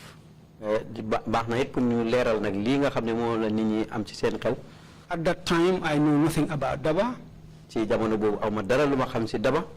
I didn't know that he escaped. Neither did I know that he was killed. I heard people saying that I went there to inform his wife that he was killed. And that was why I was arrested. That was not true. Ordinarily, I would not have even done that in my wildest dream. Then I would definitely offer explanation. That did not happen. I just went there as a human being, and I was working with her husband. Nothing more. But when did you hear that Daba had escaped? This was on Tuesday. I think I went there on Monday, 4th of April.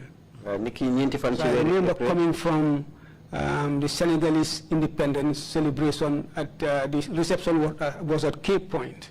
I was from there, then I passed by. I think on the 5th, then I had this news. On the 6th, I was arrested. How did you come to hear this news? I was in my car at 6 o'clock. Coming from the office, office going to my house and to the, I think I even decided to go to Cape Point direct. It was around the traffic light. But I received a call from one of the officers. Sir, have you heard what happened? Are you listening to news? The news is saying DG ran away. I did not listen to that news, but the 10 o'clock news, I listened to it. That was how I came to know about it. I believe the following day, Fodebari called and asked me if the DG has told me about Daba's situation. Either before that or after that. And I told him no. He said as his deputy he should have told you. He did not. I told him he did not. And that's all I knew about Daba's issue. Did you raise any questions about that? About Daba's escape or disappearance?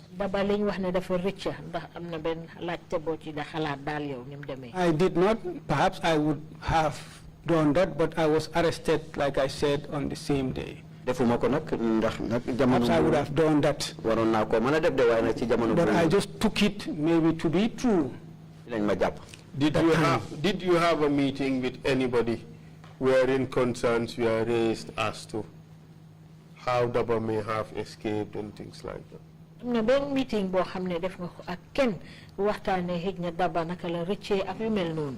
No. Did it? So how were you arrested? And let's try to condense this. I was home, like I said, and I was called by an officer and told me the DG asked me to report to the office. As I was preparing, second call came that I should have been there by, let me quote him. The DG said you should have been here by now. I immediately called him, the Director General Harisambu, asked him whether he has asked the officer to call me. Before I finished, he said, "Gorgi, in the office." Before I finished, he said, "Gorgi, let's meet at the office." Then I just prepared and left. At the Badala petrol station. Badala petrol station. As soon as I passed the petrol station, my reserve light came on.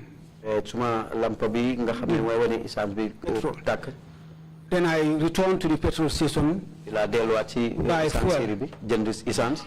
Whilst there, Ngorr Secka called me. Ngorr was my deputy. He was the deputy director of operations at the time.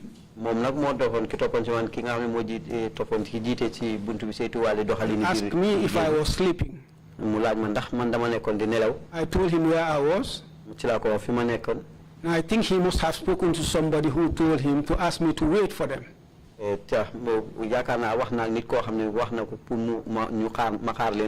I was waiting. When they came, he descended from the vehicle. He disembarked from the vehicle. Came to me alone.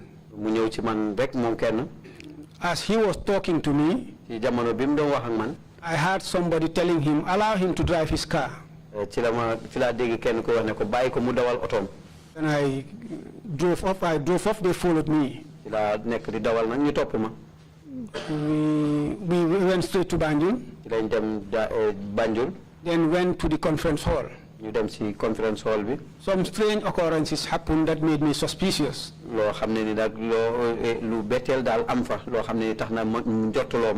But I couldn't place it on anything. So I went in, found officers seated. Which officers? Well, I think that was the panel members. From the various services, police, NIA, and the army.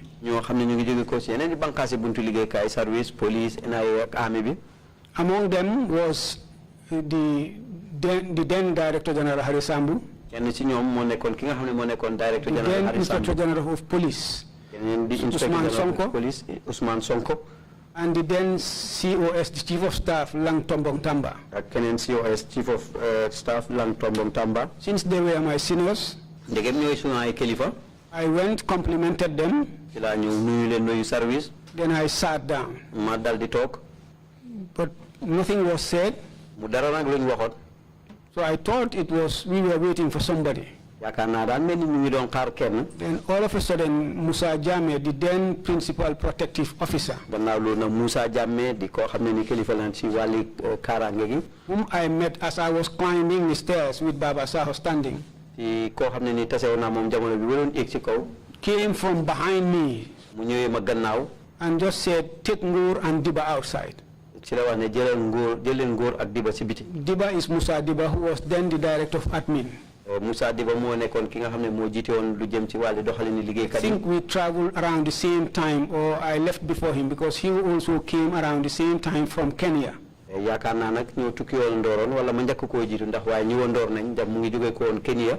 So I forgot when I parked my car, I saw him coming out of the vehicle with Ngorr Secka and some officers, all dressed in black. We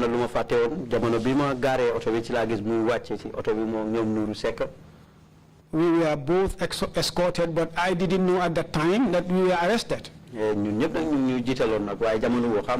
behind us as if we were escorted.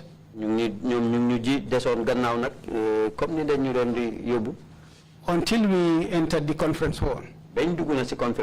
So Musa Jame said, take Ngorr and Diba outside. I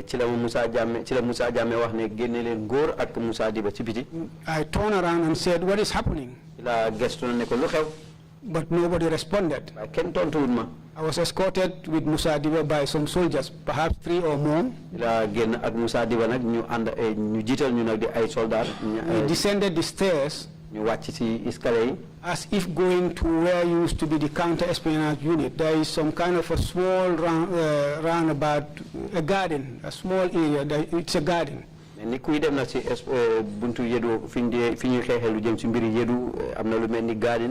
I heard somebody running on the stairs and whistled. The officer who was escorting us went back. They whispered, and we were asked to come to the conference hall, to the waiting lounge at the reception.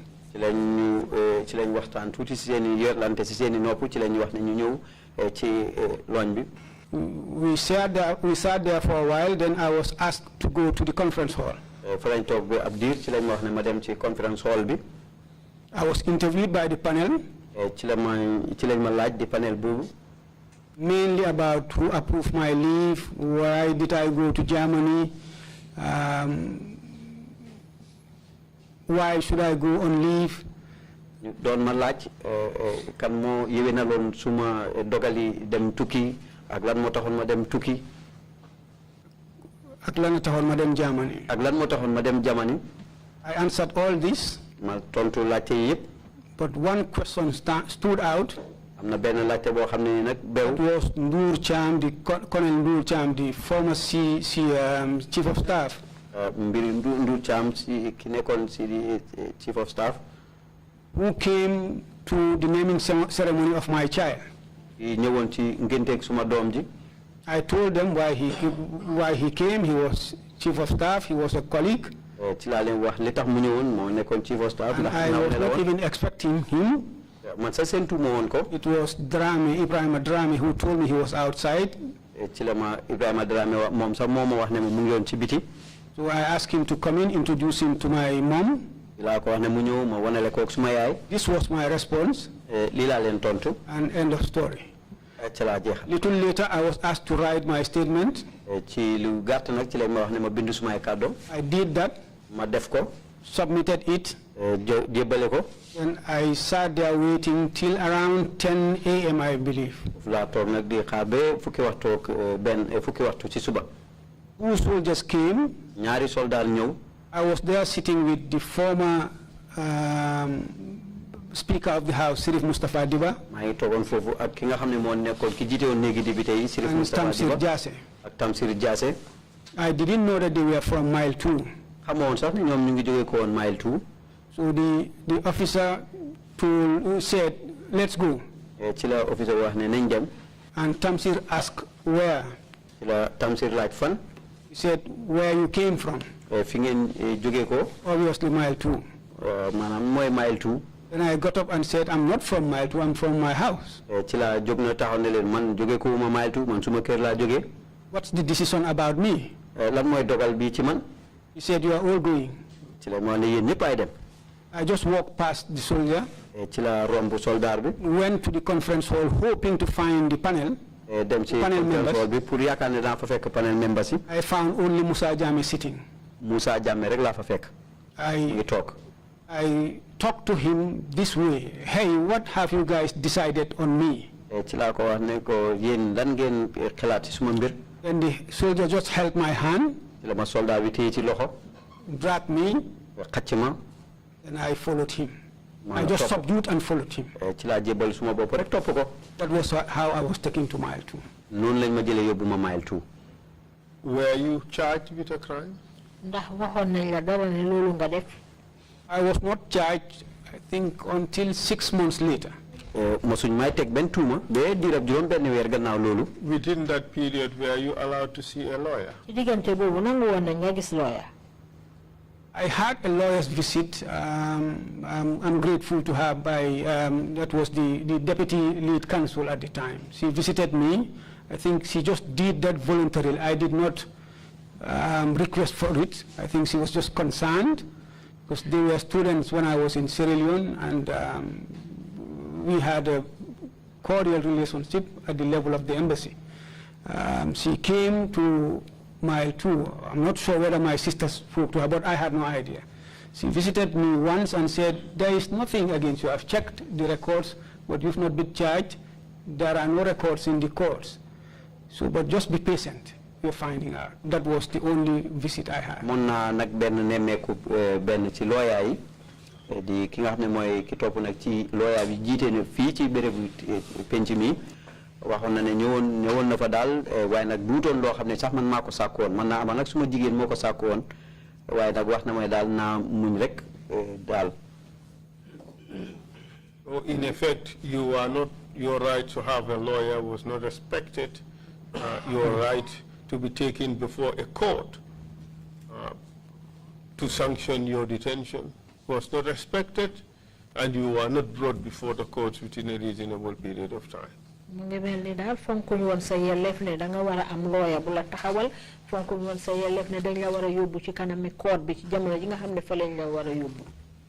No, it was until after about 6 months that we were charged with conspiracy to commit felony, took us to the magistrate's court in Banjul.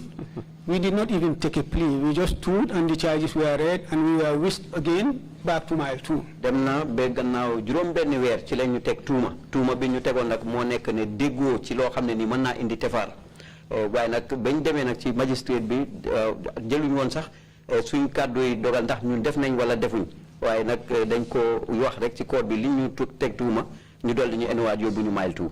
I'm not sure if it was after that time that Mrs. Jabi came to mile 2. I'm not sure, but she came there. Mrs. Jabi mile 2 waaye nag ñëw na fa. Were you subsequently prosecuted of this charge? Gannaaw loolu nag ndax li nga xam ne moom lañ la tuumaloon atte nañ la ci. No, I was not. I was not prosecuted. You were released. I was released after 15 months. And what did you have to do after your release? What did you have to do? We were taken to the then Chief of Staff's office, Langtombong Tamba. For what? before debriefing, they said, we were told to take what happened to us in good faith. Did they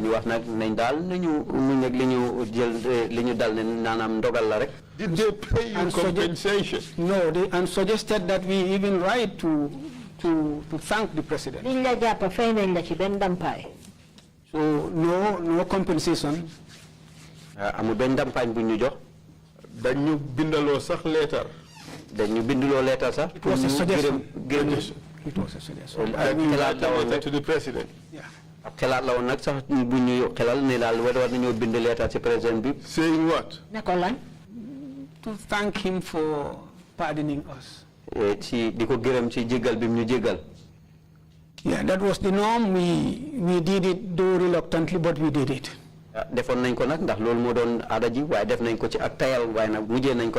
He violated your rights by unlawfully putting you in jail, and you had to thank him for forgiving you.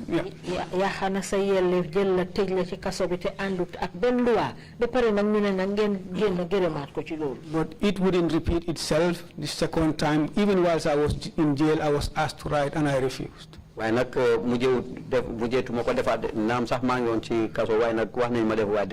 the first time round you did? Yes, I did. Definitely I did. And then what happened afterwards?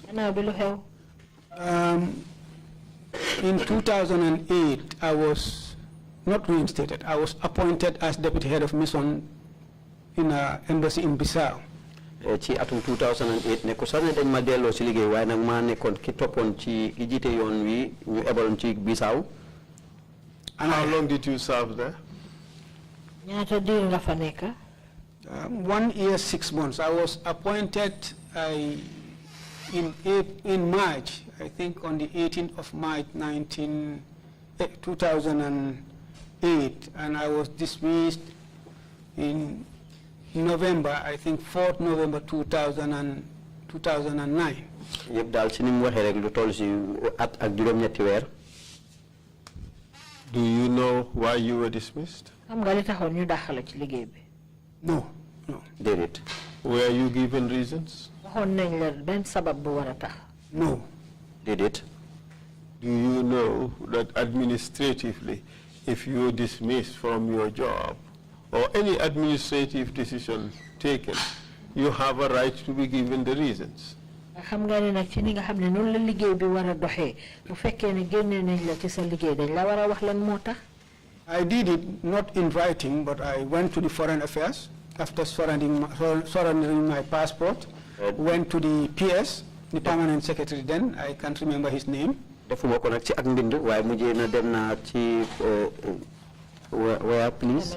Inquired, he told me he was just giving instructions. I went to the personnel management office. The PS then told me it was wrong. PS told me he did not see any correspondence to that effect. But advised me in his words to give it a cooling down period or a cooling period. I cannot remember. And he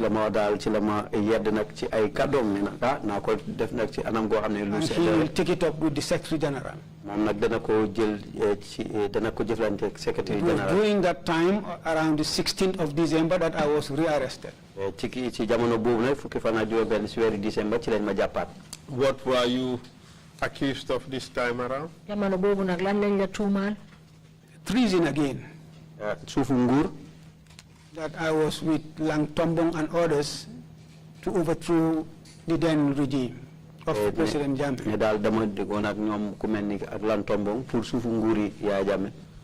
Who are the witnesses against you?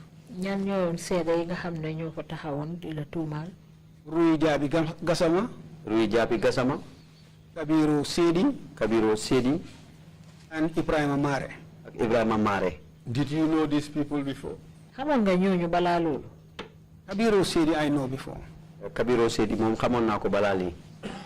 How about the others? The others I don't know. Did you ever hear the name Rui Jabi Gassama before that? Before I was arrested, one day I came to Banjul, I think a week before my arrest. I went to the brother of Alaji Moore. Came from Germany and I went to visit him. Alaji Moore, what's his official name? Idrissa Job, sorry. Idrissa Job nag la tuddu. Whilst I was there, I called him. In fact, Babu, his brother, called him that I was there.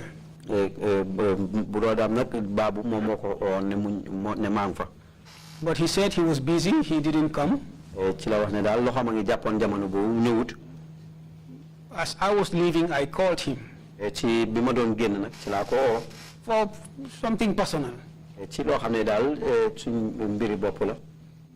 Whilst in my car, he asked me if I knew Jabi Gassama, not Rui Jabi Gassama, Jabi Gassama.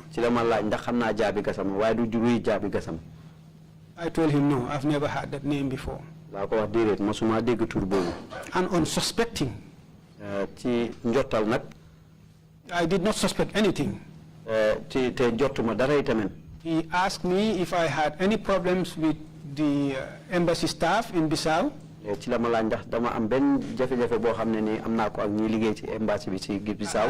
told him no, not as far as I know.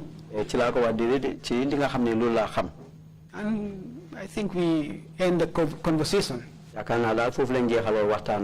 was the day I heard about Rui Jabi Gassama. Until when I was arrested, I think a day or two afterwards, I was confronted with him. First during an identification parade. He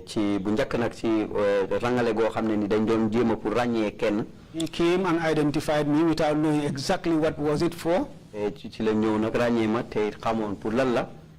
Then we went into the conference room, the investigation room where the panel was sitting.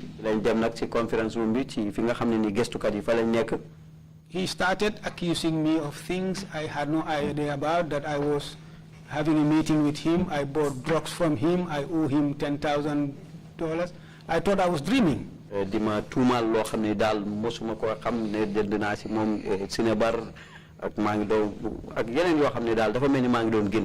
At some point, I stopped him and said, I think this guy is talking to the wrong person. But the head of the panel of investigation at the time, I think, was Solo Boja. I think that was when I knew his name. Just retorted by saying, allow him to talk. And I allowed him to say whatever he wanted to say. I was asked to go and write a statement. I did that based on questions they asked me to answer.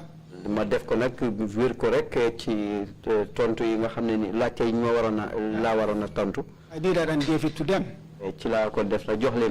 Then I was already detained. I was arrested on either a Friday or Thursday, but I was there throughout till Monday when this thing happened.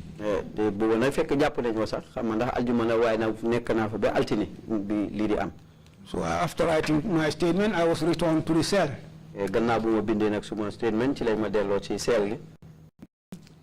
About a month later, I was again cautioned. This time, one Sergeant Noor wrote my statement. I learned that he passed away. May his soul rest in peace. He was my squad mate. And I trusted him. I asked him to write my statement. He did that, and there was a guy sitting whom I thought was just a staff of the NIA.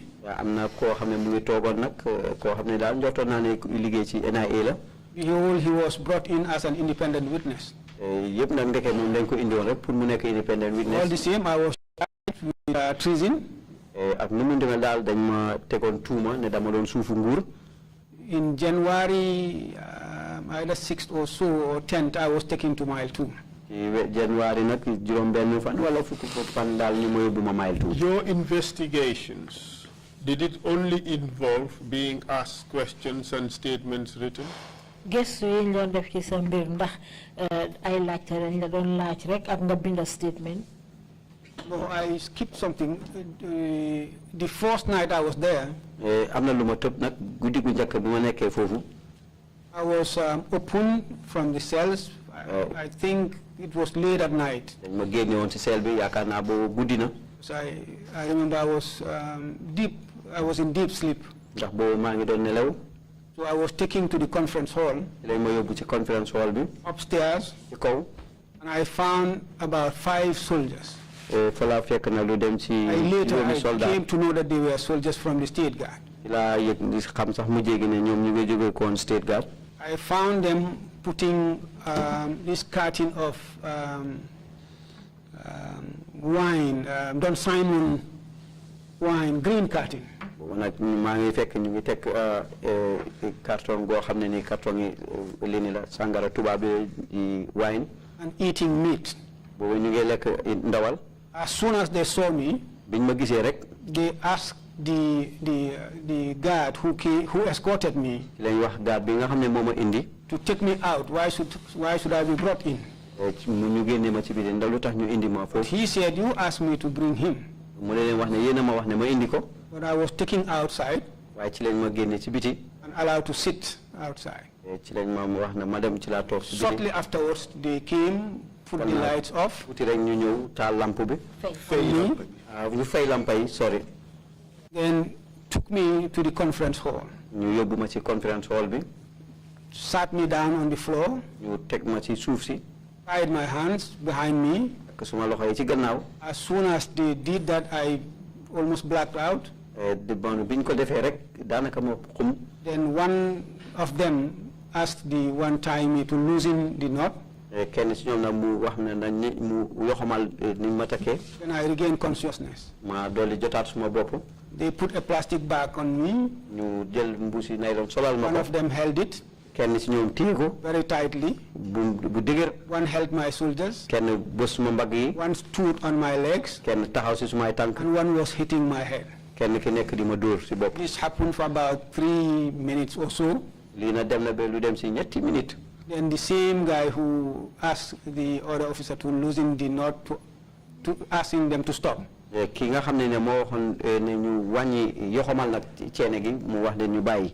I later knew him to be Noah Baji, Lieutenant Noah Baji. Gannaaw loolu ci laa xam ne kooku mooy Noah Baji, Lieutenant Noah Baji. He asked me to sit on a particular bench. Ci la wax na ma toog na ci benn toogu. And gave me a bottle of natural water. Ci la ma jox nag benn butéeli ndox. And I asked him, why were they doing this to me? Because all they were asking me was whether you know Lang Tombong. Have you been calling him? Daa ko wax na lu tax ñu may def lii ndax liñ ma doon laaj rek mooy ndax xam naa Lang Tombong.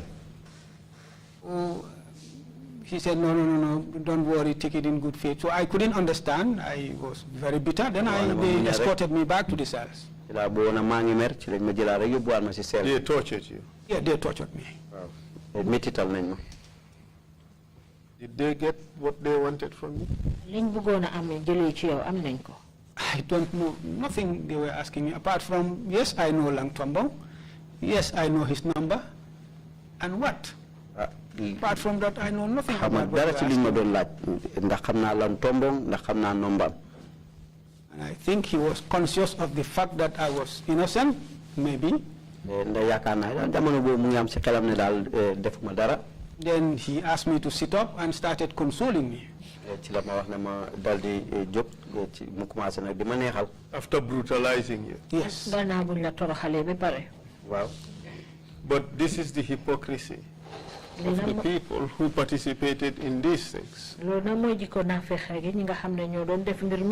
But we will come back to this. Did they let you go, even knowing that you did not do anything? It was afterwards that they brought Rui Jabi Gassama, saying all those things that he said. let me, pardon me for taking you a step backwards. Among your torturers, you mentioned Noah Baji as the person directing the torture. Do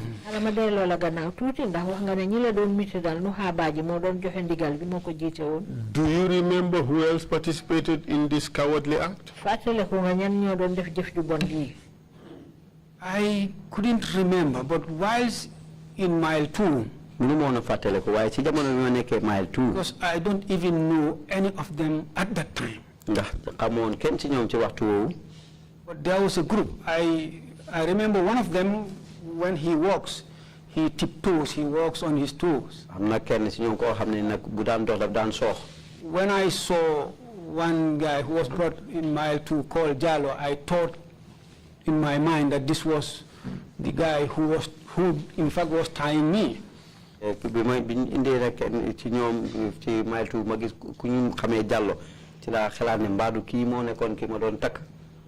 were about 4 brought in around the same time.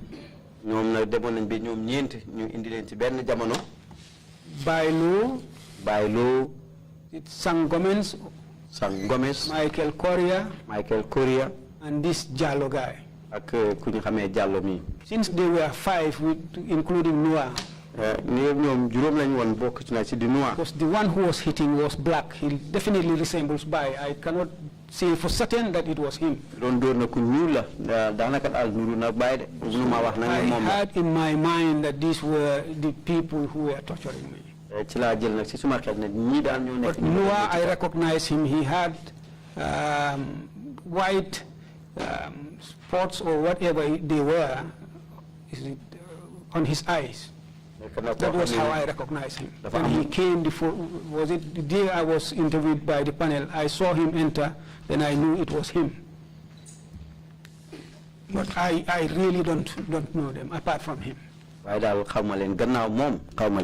Was that the only time you were tortured? Yes, that was the only time. And then what happened afterwards? Then, like I said, I was taken to an identification parade. Subsequently, my statements were taken. I was charged and returned to mile and taken to mile 2.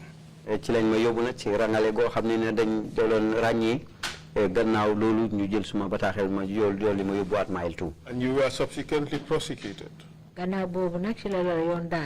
Yes, I was prosecuted and I was convicted and sentenced to death.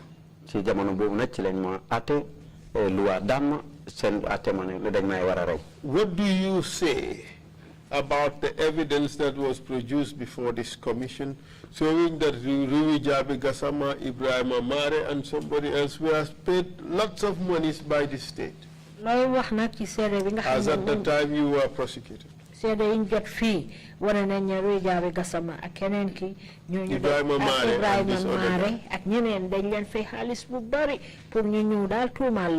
No, as at the time you were being prosecuted. I definitely had a feeling that, because I said it in court, that I was framed. I had a feeling that something has happened out of the ordinary. And I said in court that time will tell. And I also told my lawyer that I've heard what the judge said, but I've not heard what Allah said. That this will come to pass. Afterwards, I was told by my brother that Alaji Moore told him that these people were paid. As I was still in jail.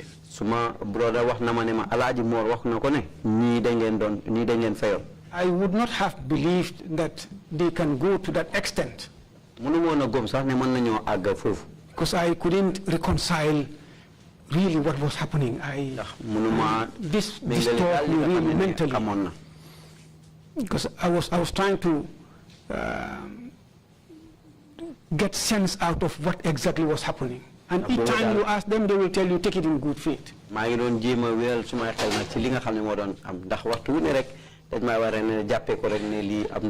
You felt bad? Very bad, absolutely. For yourself?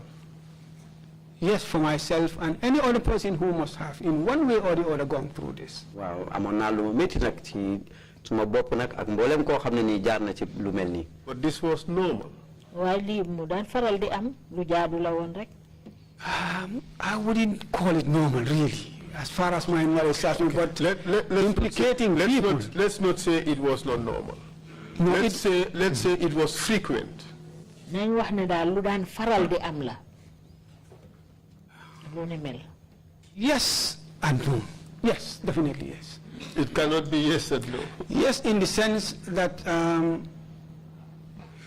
you remember Abdullah Kujabi? Yes, very well. You worked with him. Yes, I did. Wow. He was at one time your boss. Yes. What happened to him? He was equally framed. He told me while we were in hospital. Not only was he framed, he was tortured. He was tortured, yes. Brutalized. Brutalized, yes, he told me. And you were in fact in hospital almost at the same time. Yes. He almost lost his life. Yes, definitely. On some fanciful, unfathomable, how would I call it, accusation. Yeah. Shocking, isn't it? Yeah, definitely. But not only him. Yeah, the extent. But Daba Marena. Not only was he framed and jailed, they were extrajudicially killed. That is true. But not only those, a whole lot more. That is correct, Counsel. Those you were arrested with, in the first instance, were badly framed and tortured. That is correct. How would you characterize the regime that we had in place at the time?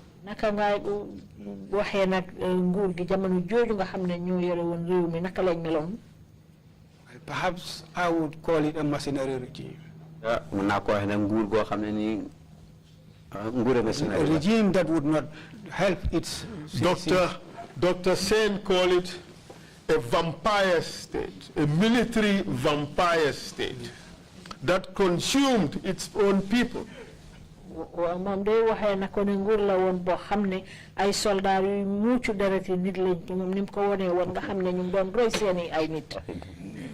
may not be a very the right adjective to describe really what was happening. And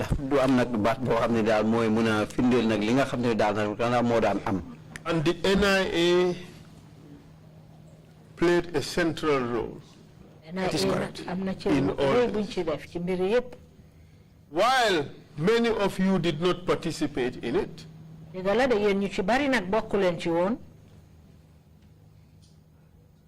you lived with it in silence, whereas others suffered. You remember Musa Job. What happened to him? One day, as I was coming from my office to the investigation department, when he was brought there for a particular investigation, he was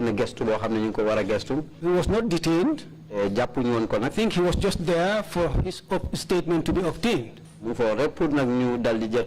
either came to report bail, either or. So I met him down. He told me in Wolof, you see what these people did to me. They stripped me naked and tortured me. Right there, I called the officers in his presence. They denied it, and I told him there and then, don't come here anymore. There were, it's difficult to explain what was happening. There was no command and control at a certain level. But Mr. Secka, there was, of course, command and control. There was an institution that was managed in a way that torture was used as a tool to achieve their own objectives. That is what was the situation.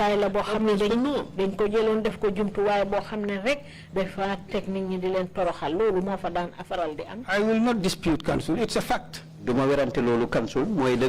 And in the NIA, the person who would come and tell you, oh, my brother, I'm sorry, guidance is the person who would lock you up and push you in. NIA na fi xaya fa nek moy dañuy ñew legi ne la yow bul faale bul ragal bul tit muñal rek te ñoom seen bop ñoy sabab ñu ñew tej la. It could be true, yes. Yow mën na nek deug de. And in fact, it's true. They could be very nice to you when in actual fact, because I will take example from myself. Yeah. The day I was brought in, it was Alaji Moore who came and sat next to me. When I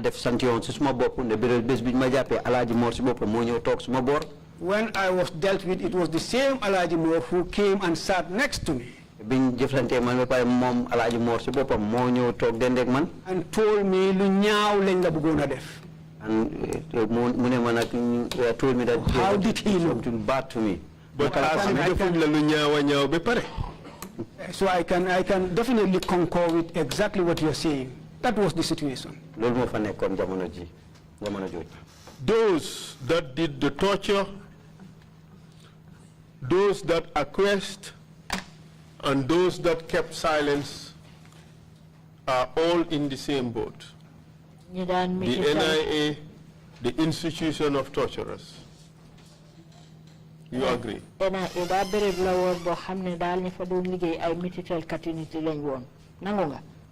I agree to a certain level, but I agree. How do you feel about all this? Do you have any regrets?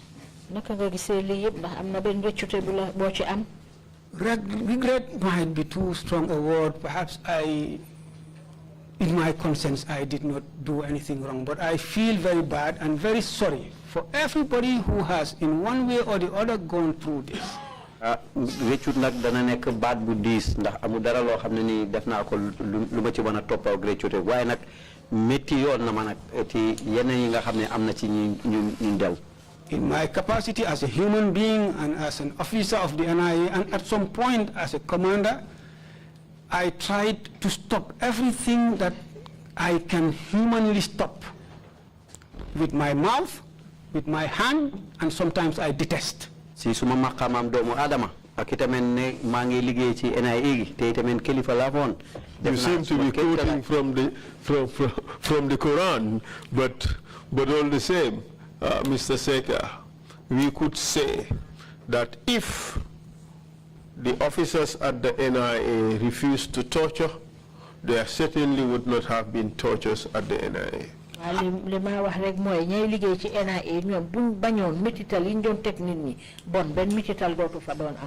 Absolutely, with all honesty. Morally, you are all responsible. No further questions, Mr. Chair? Yes.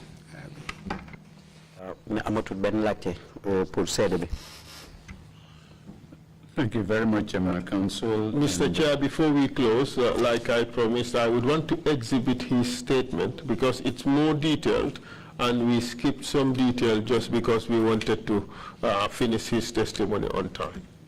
So, with your permission, I would ask that his statement be exhibited. And it should be, if accepted, exhibit 200 and 200A. 200 and 200A? No, sorry, 200A. 200A. Yes, 200 is the almighty list. Yes, I know. Almighty. Yeah, thank you very much. I'm sorry, sometimes I think... thank you, Mr. Secka, for coming to testify. Mr. Secka,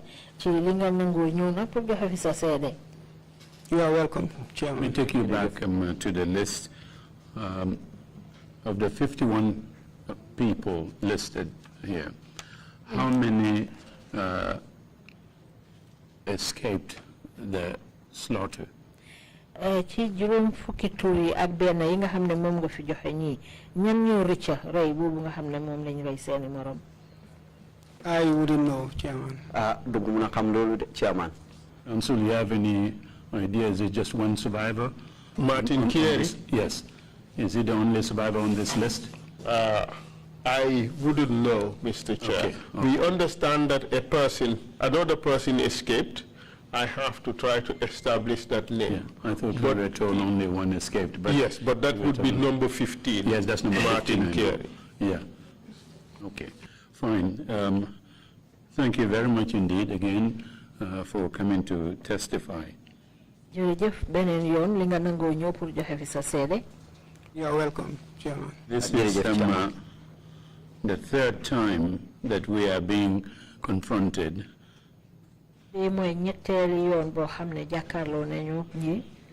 with the issue of mass murder by the regime.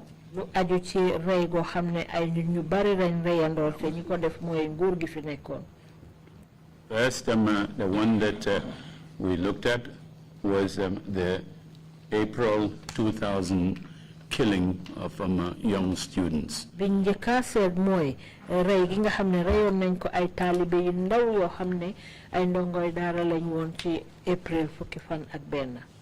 October 12th, 2019, when we concluded our proceedings on that theme, we offered special prayers of the Commission to those individuals.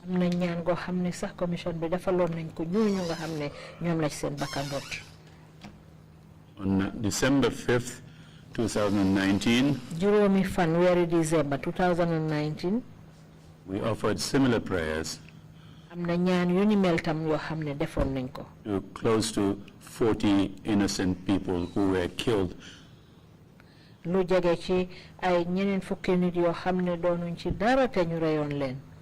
during the presidential alternative treatment program, HIV/AIDS.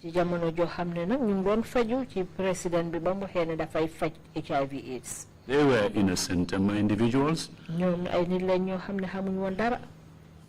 were afflicted with a deadly disease. And their desire was to get them a cure. And some fellow who comes out with some egotistical vanity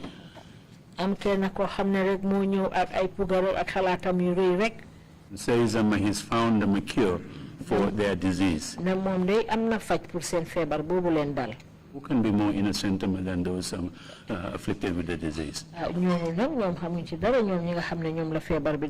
You take them through a program that was fabricated, it was false.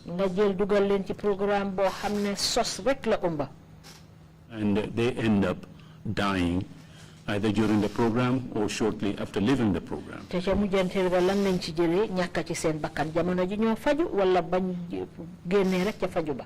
Now we are dealing yet again with another mass murder.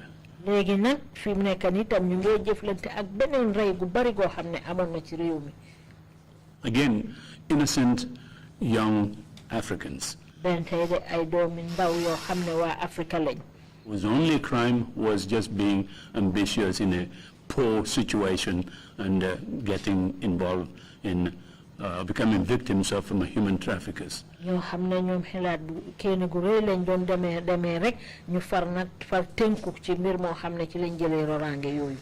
can be more innocent than a poor kid wanting to better his life?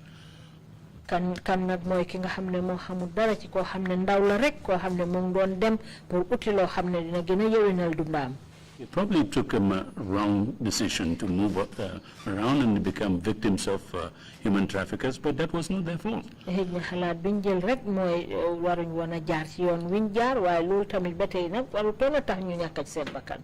traffickers dump them on the beaches of the Gambia.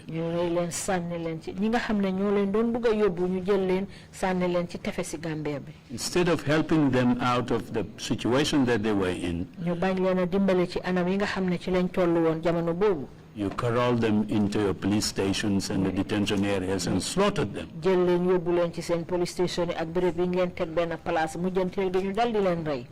I hope God would save us all. And for these innocent individuals, we will offer special prayers as well. Just as we did them for the April 2000 victims. And the presidential treatment victims as well. Imam, if you have the floor, can you please go ahead and offer some prayers? And then Bishop would come in. Thank you, Chair. I will have to say part of this prayer in English because most of the victims are non-Gambians. I feel very much moved by what we have had today, and the whole world is listening. It is very sad that an innocent country, a country that is so good, will have huge vampires living amongst us and creating such havoc on innocent lives. This is sad. But we say sorry to all those people who have suffered this fate, particularly those who are non-Gambians. The majority of these people are non-Gambians. Surely this is not a Gambian way of life. These are few evil people who have survived amongst us, who have been used as tools to kill and torture and destroy lives. Inna lillahi wa inna ilaihi rajiun. Let us all pray in our own way. Let us all pray in our own way so that these innocent lives will rest in the hands of God in paradise. And then I will conclude the prayer with the Islamic way of prayer. Bismillah.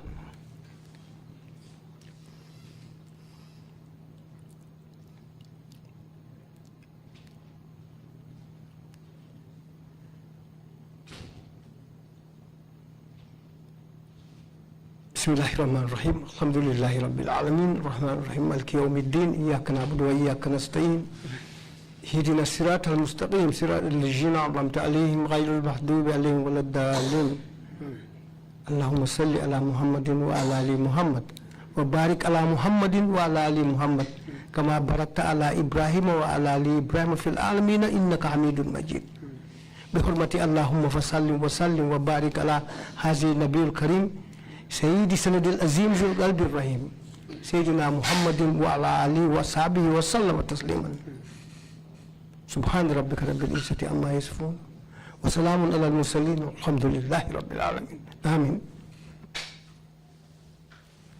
Shukran, Imam. Bishop, can you help us with some prayers for these 50 innocent young Africans? Thank you, Chairman. Rest eternal grant unto them, O Lord, and let the lights perpetual shine upon them. Gracious and eternal Father, thou who knowest all things, thou who knowest the secret of the hearts of humankind, honor that fateful day, the 23rd of July, 2005, so many young, innocent lives were slaughtered due to no fault of theirs. Further, we ask that of your divine mercy, your divine grace, that you shall receive each and every one of them into your land of paradise. We submit their relatives, their parents, their brothers, and their sisters to you. those who suffer the loss of these innocent lives. Father, it is only you in your goodness and in your mercy that can give them your consolation and your comfort. Now that it is now clear to them that these, their relations, were slaughtered in this land, this innocent land, the land that is good to so many foreigners, the land that accommodate a lot of foreigners. Father, we say, have mercy upon this land, that this unfortunate incident happened in 2005. We know, Lord, that the blood of all those who were slaughtered cried unto you, and you have responded. We submit their killers, those who massacred them. We submit all of them under your throne, under your grace. It is you who takes vengeance. Vengeance belongs unto you. Also, Lord, we say, console the hearts of their loved ones, their parents, their siblings. Console the nations from which they come from. And Lord, we pray that by your Holy Spirit, you will grant reconciliation among us and those nations. Because these were done not by the volition of the people of the land. And so we ask for mercy. We ask for forgiveness. And we ask for reconciliation. This we ask through Jesus Christ, our Lord. Amen. Amen. Thank you very much, Bishop, and thank you, Imam, for those prayers for these 50 people who were slaughtered on our soil here. jërëjëf imam jërëjëf bishop ci ñaan yi nga xam ne ñaanal ngeen ko juróom fukki nit ak benn yi nga xam ne ñu ngi leen royee fii ci suñu biir réew mi. The massacre of these 50 West African migrants rey gi nga xam ne moom lañ rey juróom fukki nit yi nga xam ne ñu ngi bàyyi ko Afrique sow jant nekkoon ci yooni tukki. as I indicated, is the third such mass killing. wane naa fi ne bii mooy ñetteeli façon yi rey yi nga xam ne rey leen ko fii ci réew mi. We have been mandated to create an impartial historical record of these violations and abuses. li ñu sant nag mooy ñu feeñal fii loo xam ne ci wàlli taarix amul benn parparloo boo xam ne ci lañ ciy sukkandiku. Between July 1994 and January 2017. la ko dalee July 1994 ba December 2017. In order to, among other things, address impunity. li yëpp nag ñu boole ci yeneen yoo xam ne dañ koo feeñal ci li nga xam ne mooy liggéey bi. Commission would reach its conclusion on these and other violations from human rights and abuses during the period. dinañ ci joxe seen ndigal lu aju ci yaaka yellef bi nga xam ne moo doon am ci diir bi nga xam ne moom lañ ñu sant pour ñu gistu ko. One quick question for you, witness. Did you give this list to anyone before? Or has anyone seen it when the UN and the AU visitors came here, the teams that came here? Have you shown this list to anybody else?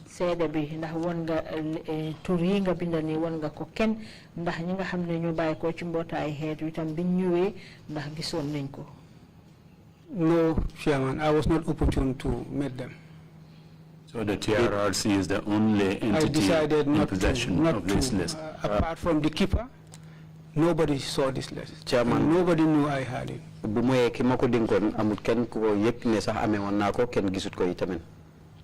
far as I know. I did not see When you it. say the keeper, who do you have in mind? The person who was keeping it for me. But he doesn't even... And that individual did not share it with anyone? No, definitely no. Thank you very much again for your testimony and for coming to assist us in fulfilling our mandate.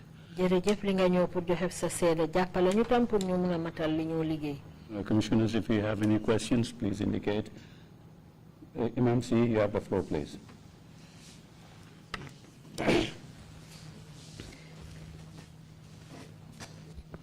Gibril Secka, jërëjëf ñu ngi lay gërëm. Gibril Secka, thank you very much. We are thanking you. Leeral bi nga leeral nii. Your statement here, or your... surtout tur yi nga feeñal nii. Especially the list of these people. Yi nga xamante ne dina aduna bi yëpp ko seede. And the whole world witnesses. Seen kumpa la xool. It was something that they never know of. Surtout mbokkam yi nga xamante ne yëpp dégg nañ seen mbokk naka lañ demee. Especially the relatives of those who went. Dégg nañ seen tur.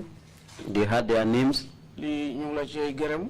We are thanking you very much. Ni nga ko fankee denc ko ba time bi. The way you save it up to this time. Ñaareel bi laajte bi mooy. The second thing, which is the correction, is néew yi ngeen fekkoon foofu. the dead bodies that you found there. Ndax ay góor la rek wala amoon na ay jigéen. Was it only male or there's one at least female there? Jërëjëf Imam. Imam, thank you very much. Ñu ngi sant Yàlla. We are thanking God. Du suñ ndimbal du suñ mbaax du suñ dara Yàlla rek moo ñu dimbale ba lii ñu mun koo sàmm. Not our effort or anything, it's only God that helped us to save this up to this time. waaye pour tontu sa laajte bi gisuma fa benn jigéen. To answer your question, there was no female. Thank you very much. Mr. Secka, if you have any concluding remarks to make, please proceed to do so now. And if you can do sorry. Commissioner Kerr, you have the floor, please. Thank you, Chairman. Chairman Jerejef. Thank you, Mr. Secka, for your testimony. Mr. Secka Jerejef, Sister Sede. I say sorry for what happened to you. Just have a simple question. How did your victimization affect your family?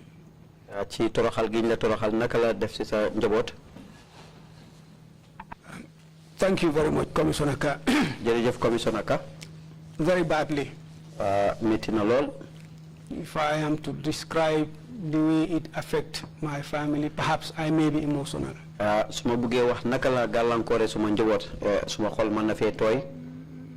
One of my kids is out of school. My wife was renting at the time I was arrested. One of them, for that matter. She was being evicted from one compound to the other. For 5.5 years. So it has affected them badly. Not to talk about my mom and the extended family. I was the sole breadwinner. 2 wives and lots of kids, mashallah. But thank God, when I see them, I am proud of them. Maybe I will talk about that when I am giving my... If that has answered your question. Thank you. Yes, thank you. Thank you very much. You may now proceed with your concluding remarks, if you can make them brief. Thank you. I will crave your indulgence to speak in Wolof. I really want to be very explicit And I'm not as articulate as Mr. Chairman, but I want to... Kaddu yi mujj yi nga xam ne moom laay wax di ay kaddu ngeen dénkaane daf ko bëgg a wax ci angale pour mu ci olof ngir mu gën a wéral ci ay leeral ndax nag lim bëgg a wax daal mooy wolof la ko bëgg a làkk. ñu ngi nuyu ñëpp. We are greeting everyone. ñu ngi jiital nuyu bi ci chairman. First to the chairman. suñ ko nuyoo rek yóbbaale na ñëpp. When greeting chairman, it means we have greeted everyone. waaye dañ bëgg a delluwaat rek gërëm Hadi parce que mu ngi si seen biir ngir jéego bi mu jël parce que lawyers yu bari at that time ñeme ñun pour ñëw. Special thanks to Hadi who is within their midst, and during that time many of these lawyers were scared of it. waaye nag ñu ngi njëkk a sant yàlla. We are thanking God. julli si yonent bi sallallahu alayhi wa sallam. Best on to the Prophet Muhammad sallallahu alaihi wasallam. sant suñu waajur yi. We thank our parents. ci yar bi ñu yar. The discipline inculcated in us. rawatina dañu daan wax ne buñ fen. Especially we were taught not to tell lies. ñu ngi sant yàlla di sant suñu waajur yi ci loolu. Praising God and our parents. ñu ngi sant nag suñ soxna yi li nga xam ne juróomi at ak genn wàlla. We are also thanking our wives who have at least 5.5 years waiting for us. And it was very painful. Very, very painful. Some people avoiding you because your husband is accused of something. But they were waited. All what I was eating in the cells. Because I couldn't eat what was cooked at the prison. They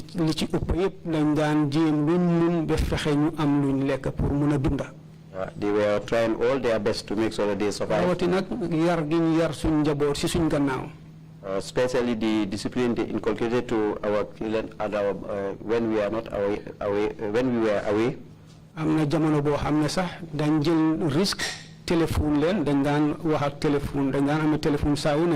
There was a time we took a risk and spoke to them. And asked them to put it on speaker. To apologize to them and our all families.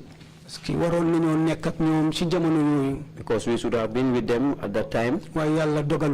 But it was not bestowed by God. And then we are thanking them. And we pray to God to reward them for us. Our immediate family. Especially my elder sister.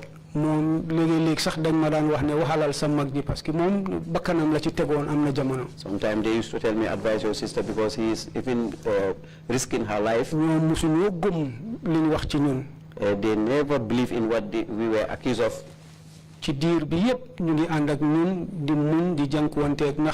All that period they were with us, with pains. May God reward them. My stepsisters, my aunties. Extended family, my uncles and everybody, all the extended family members.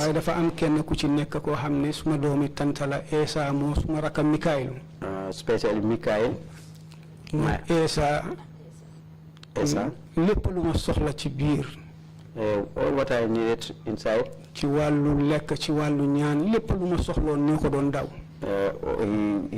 take care of it.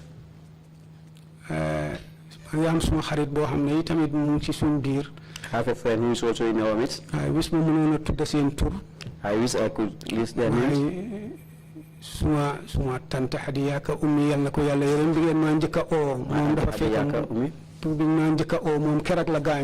The day I was first called, that's the time he passed on. That was the day I couldn't go. May Allah forgive her. Fatou, Ajimbachu, Nafiseka, Mikailu, Ajimbachu, Mikailu, may God reward them. I cannot pay my jamono bi waxtu bi ma nekk ci biti yëpp bi ma génnee jàppaat nañ ma comme seen papa. The time I was out, when I come back, they still take me as their father. mënoon nañoo mel neneen. They could have been something waaye ñu ngi else. sant yàlla ci loolu. But we are thanking God for that. ñu ngi sant it képp koo xam ne gëmoon na ne li ñu tuumal du dëgga. We are thanking all those who didn't believe all what we were accused of is not true. te di ñaan yàlla. And pray for God. lii nga xam ne moo fi xewoon. All what happened in the past. yàlla bu mu fi xewati. May it never happen again. xëj na du rëccu waaye mun naa doon rëccu waaye ñu ngi ñaan suñ mënoon a wécc li xew. def ko leneen lu gën li xewoon dinañ ko def. Change what happened, we change it. ñu ngi massawu nag ñëpp. We are sorry for all. ñi nga xam ne si suñ biir liggéey tooñ nañ leen. Those who were ñu yëg ko mbaa ñu ñàkk koo yëg. We known or unknown. mbaa ñu nekkoon si suñu ron tooñ leen. Or those who were subordinate.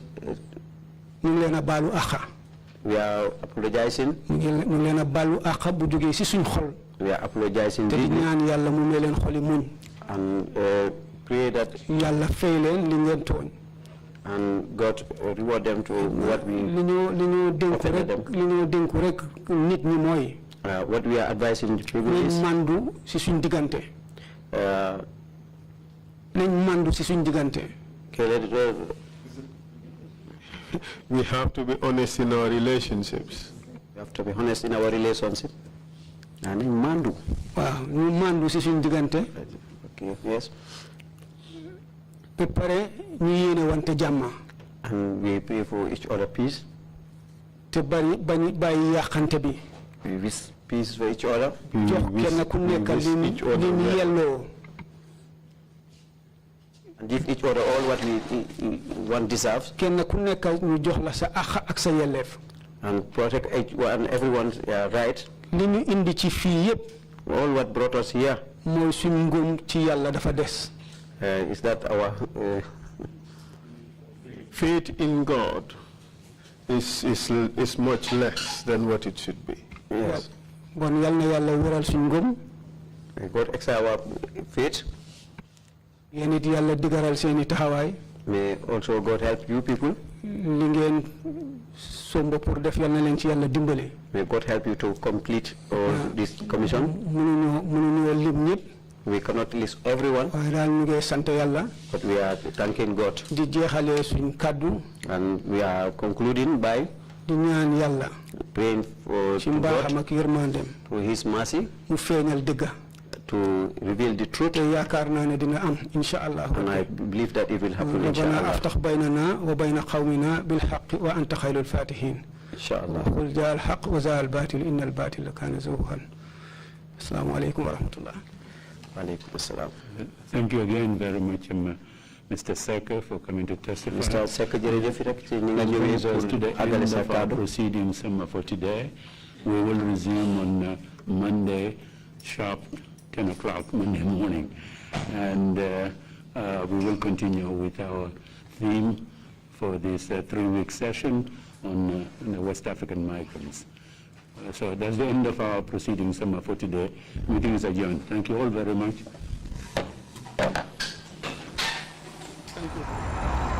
When we touch down, better broke down.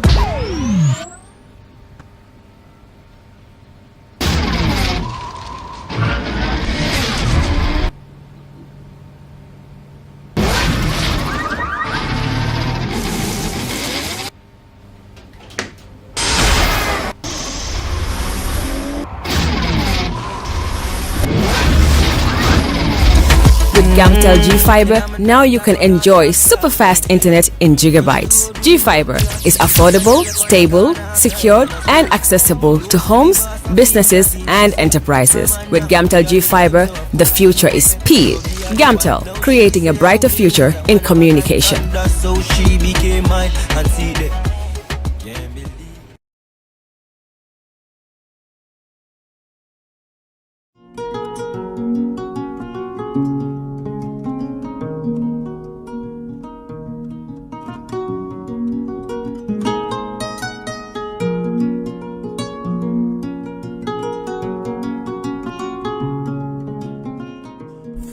all your pastry, bakery, and quality food, CK Restaurant is the only place to be.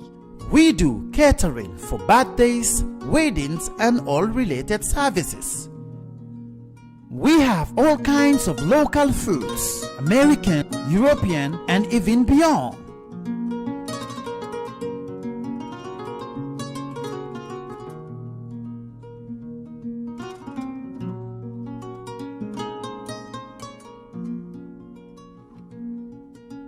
Come and have a taste of our local juice, ebe, and other services.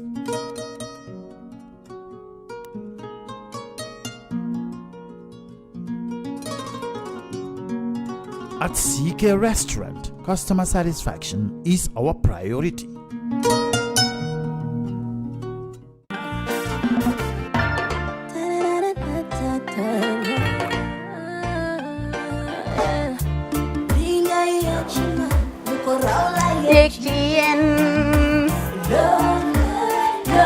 Love like fire. Wow.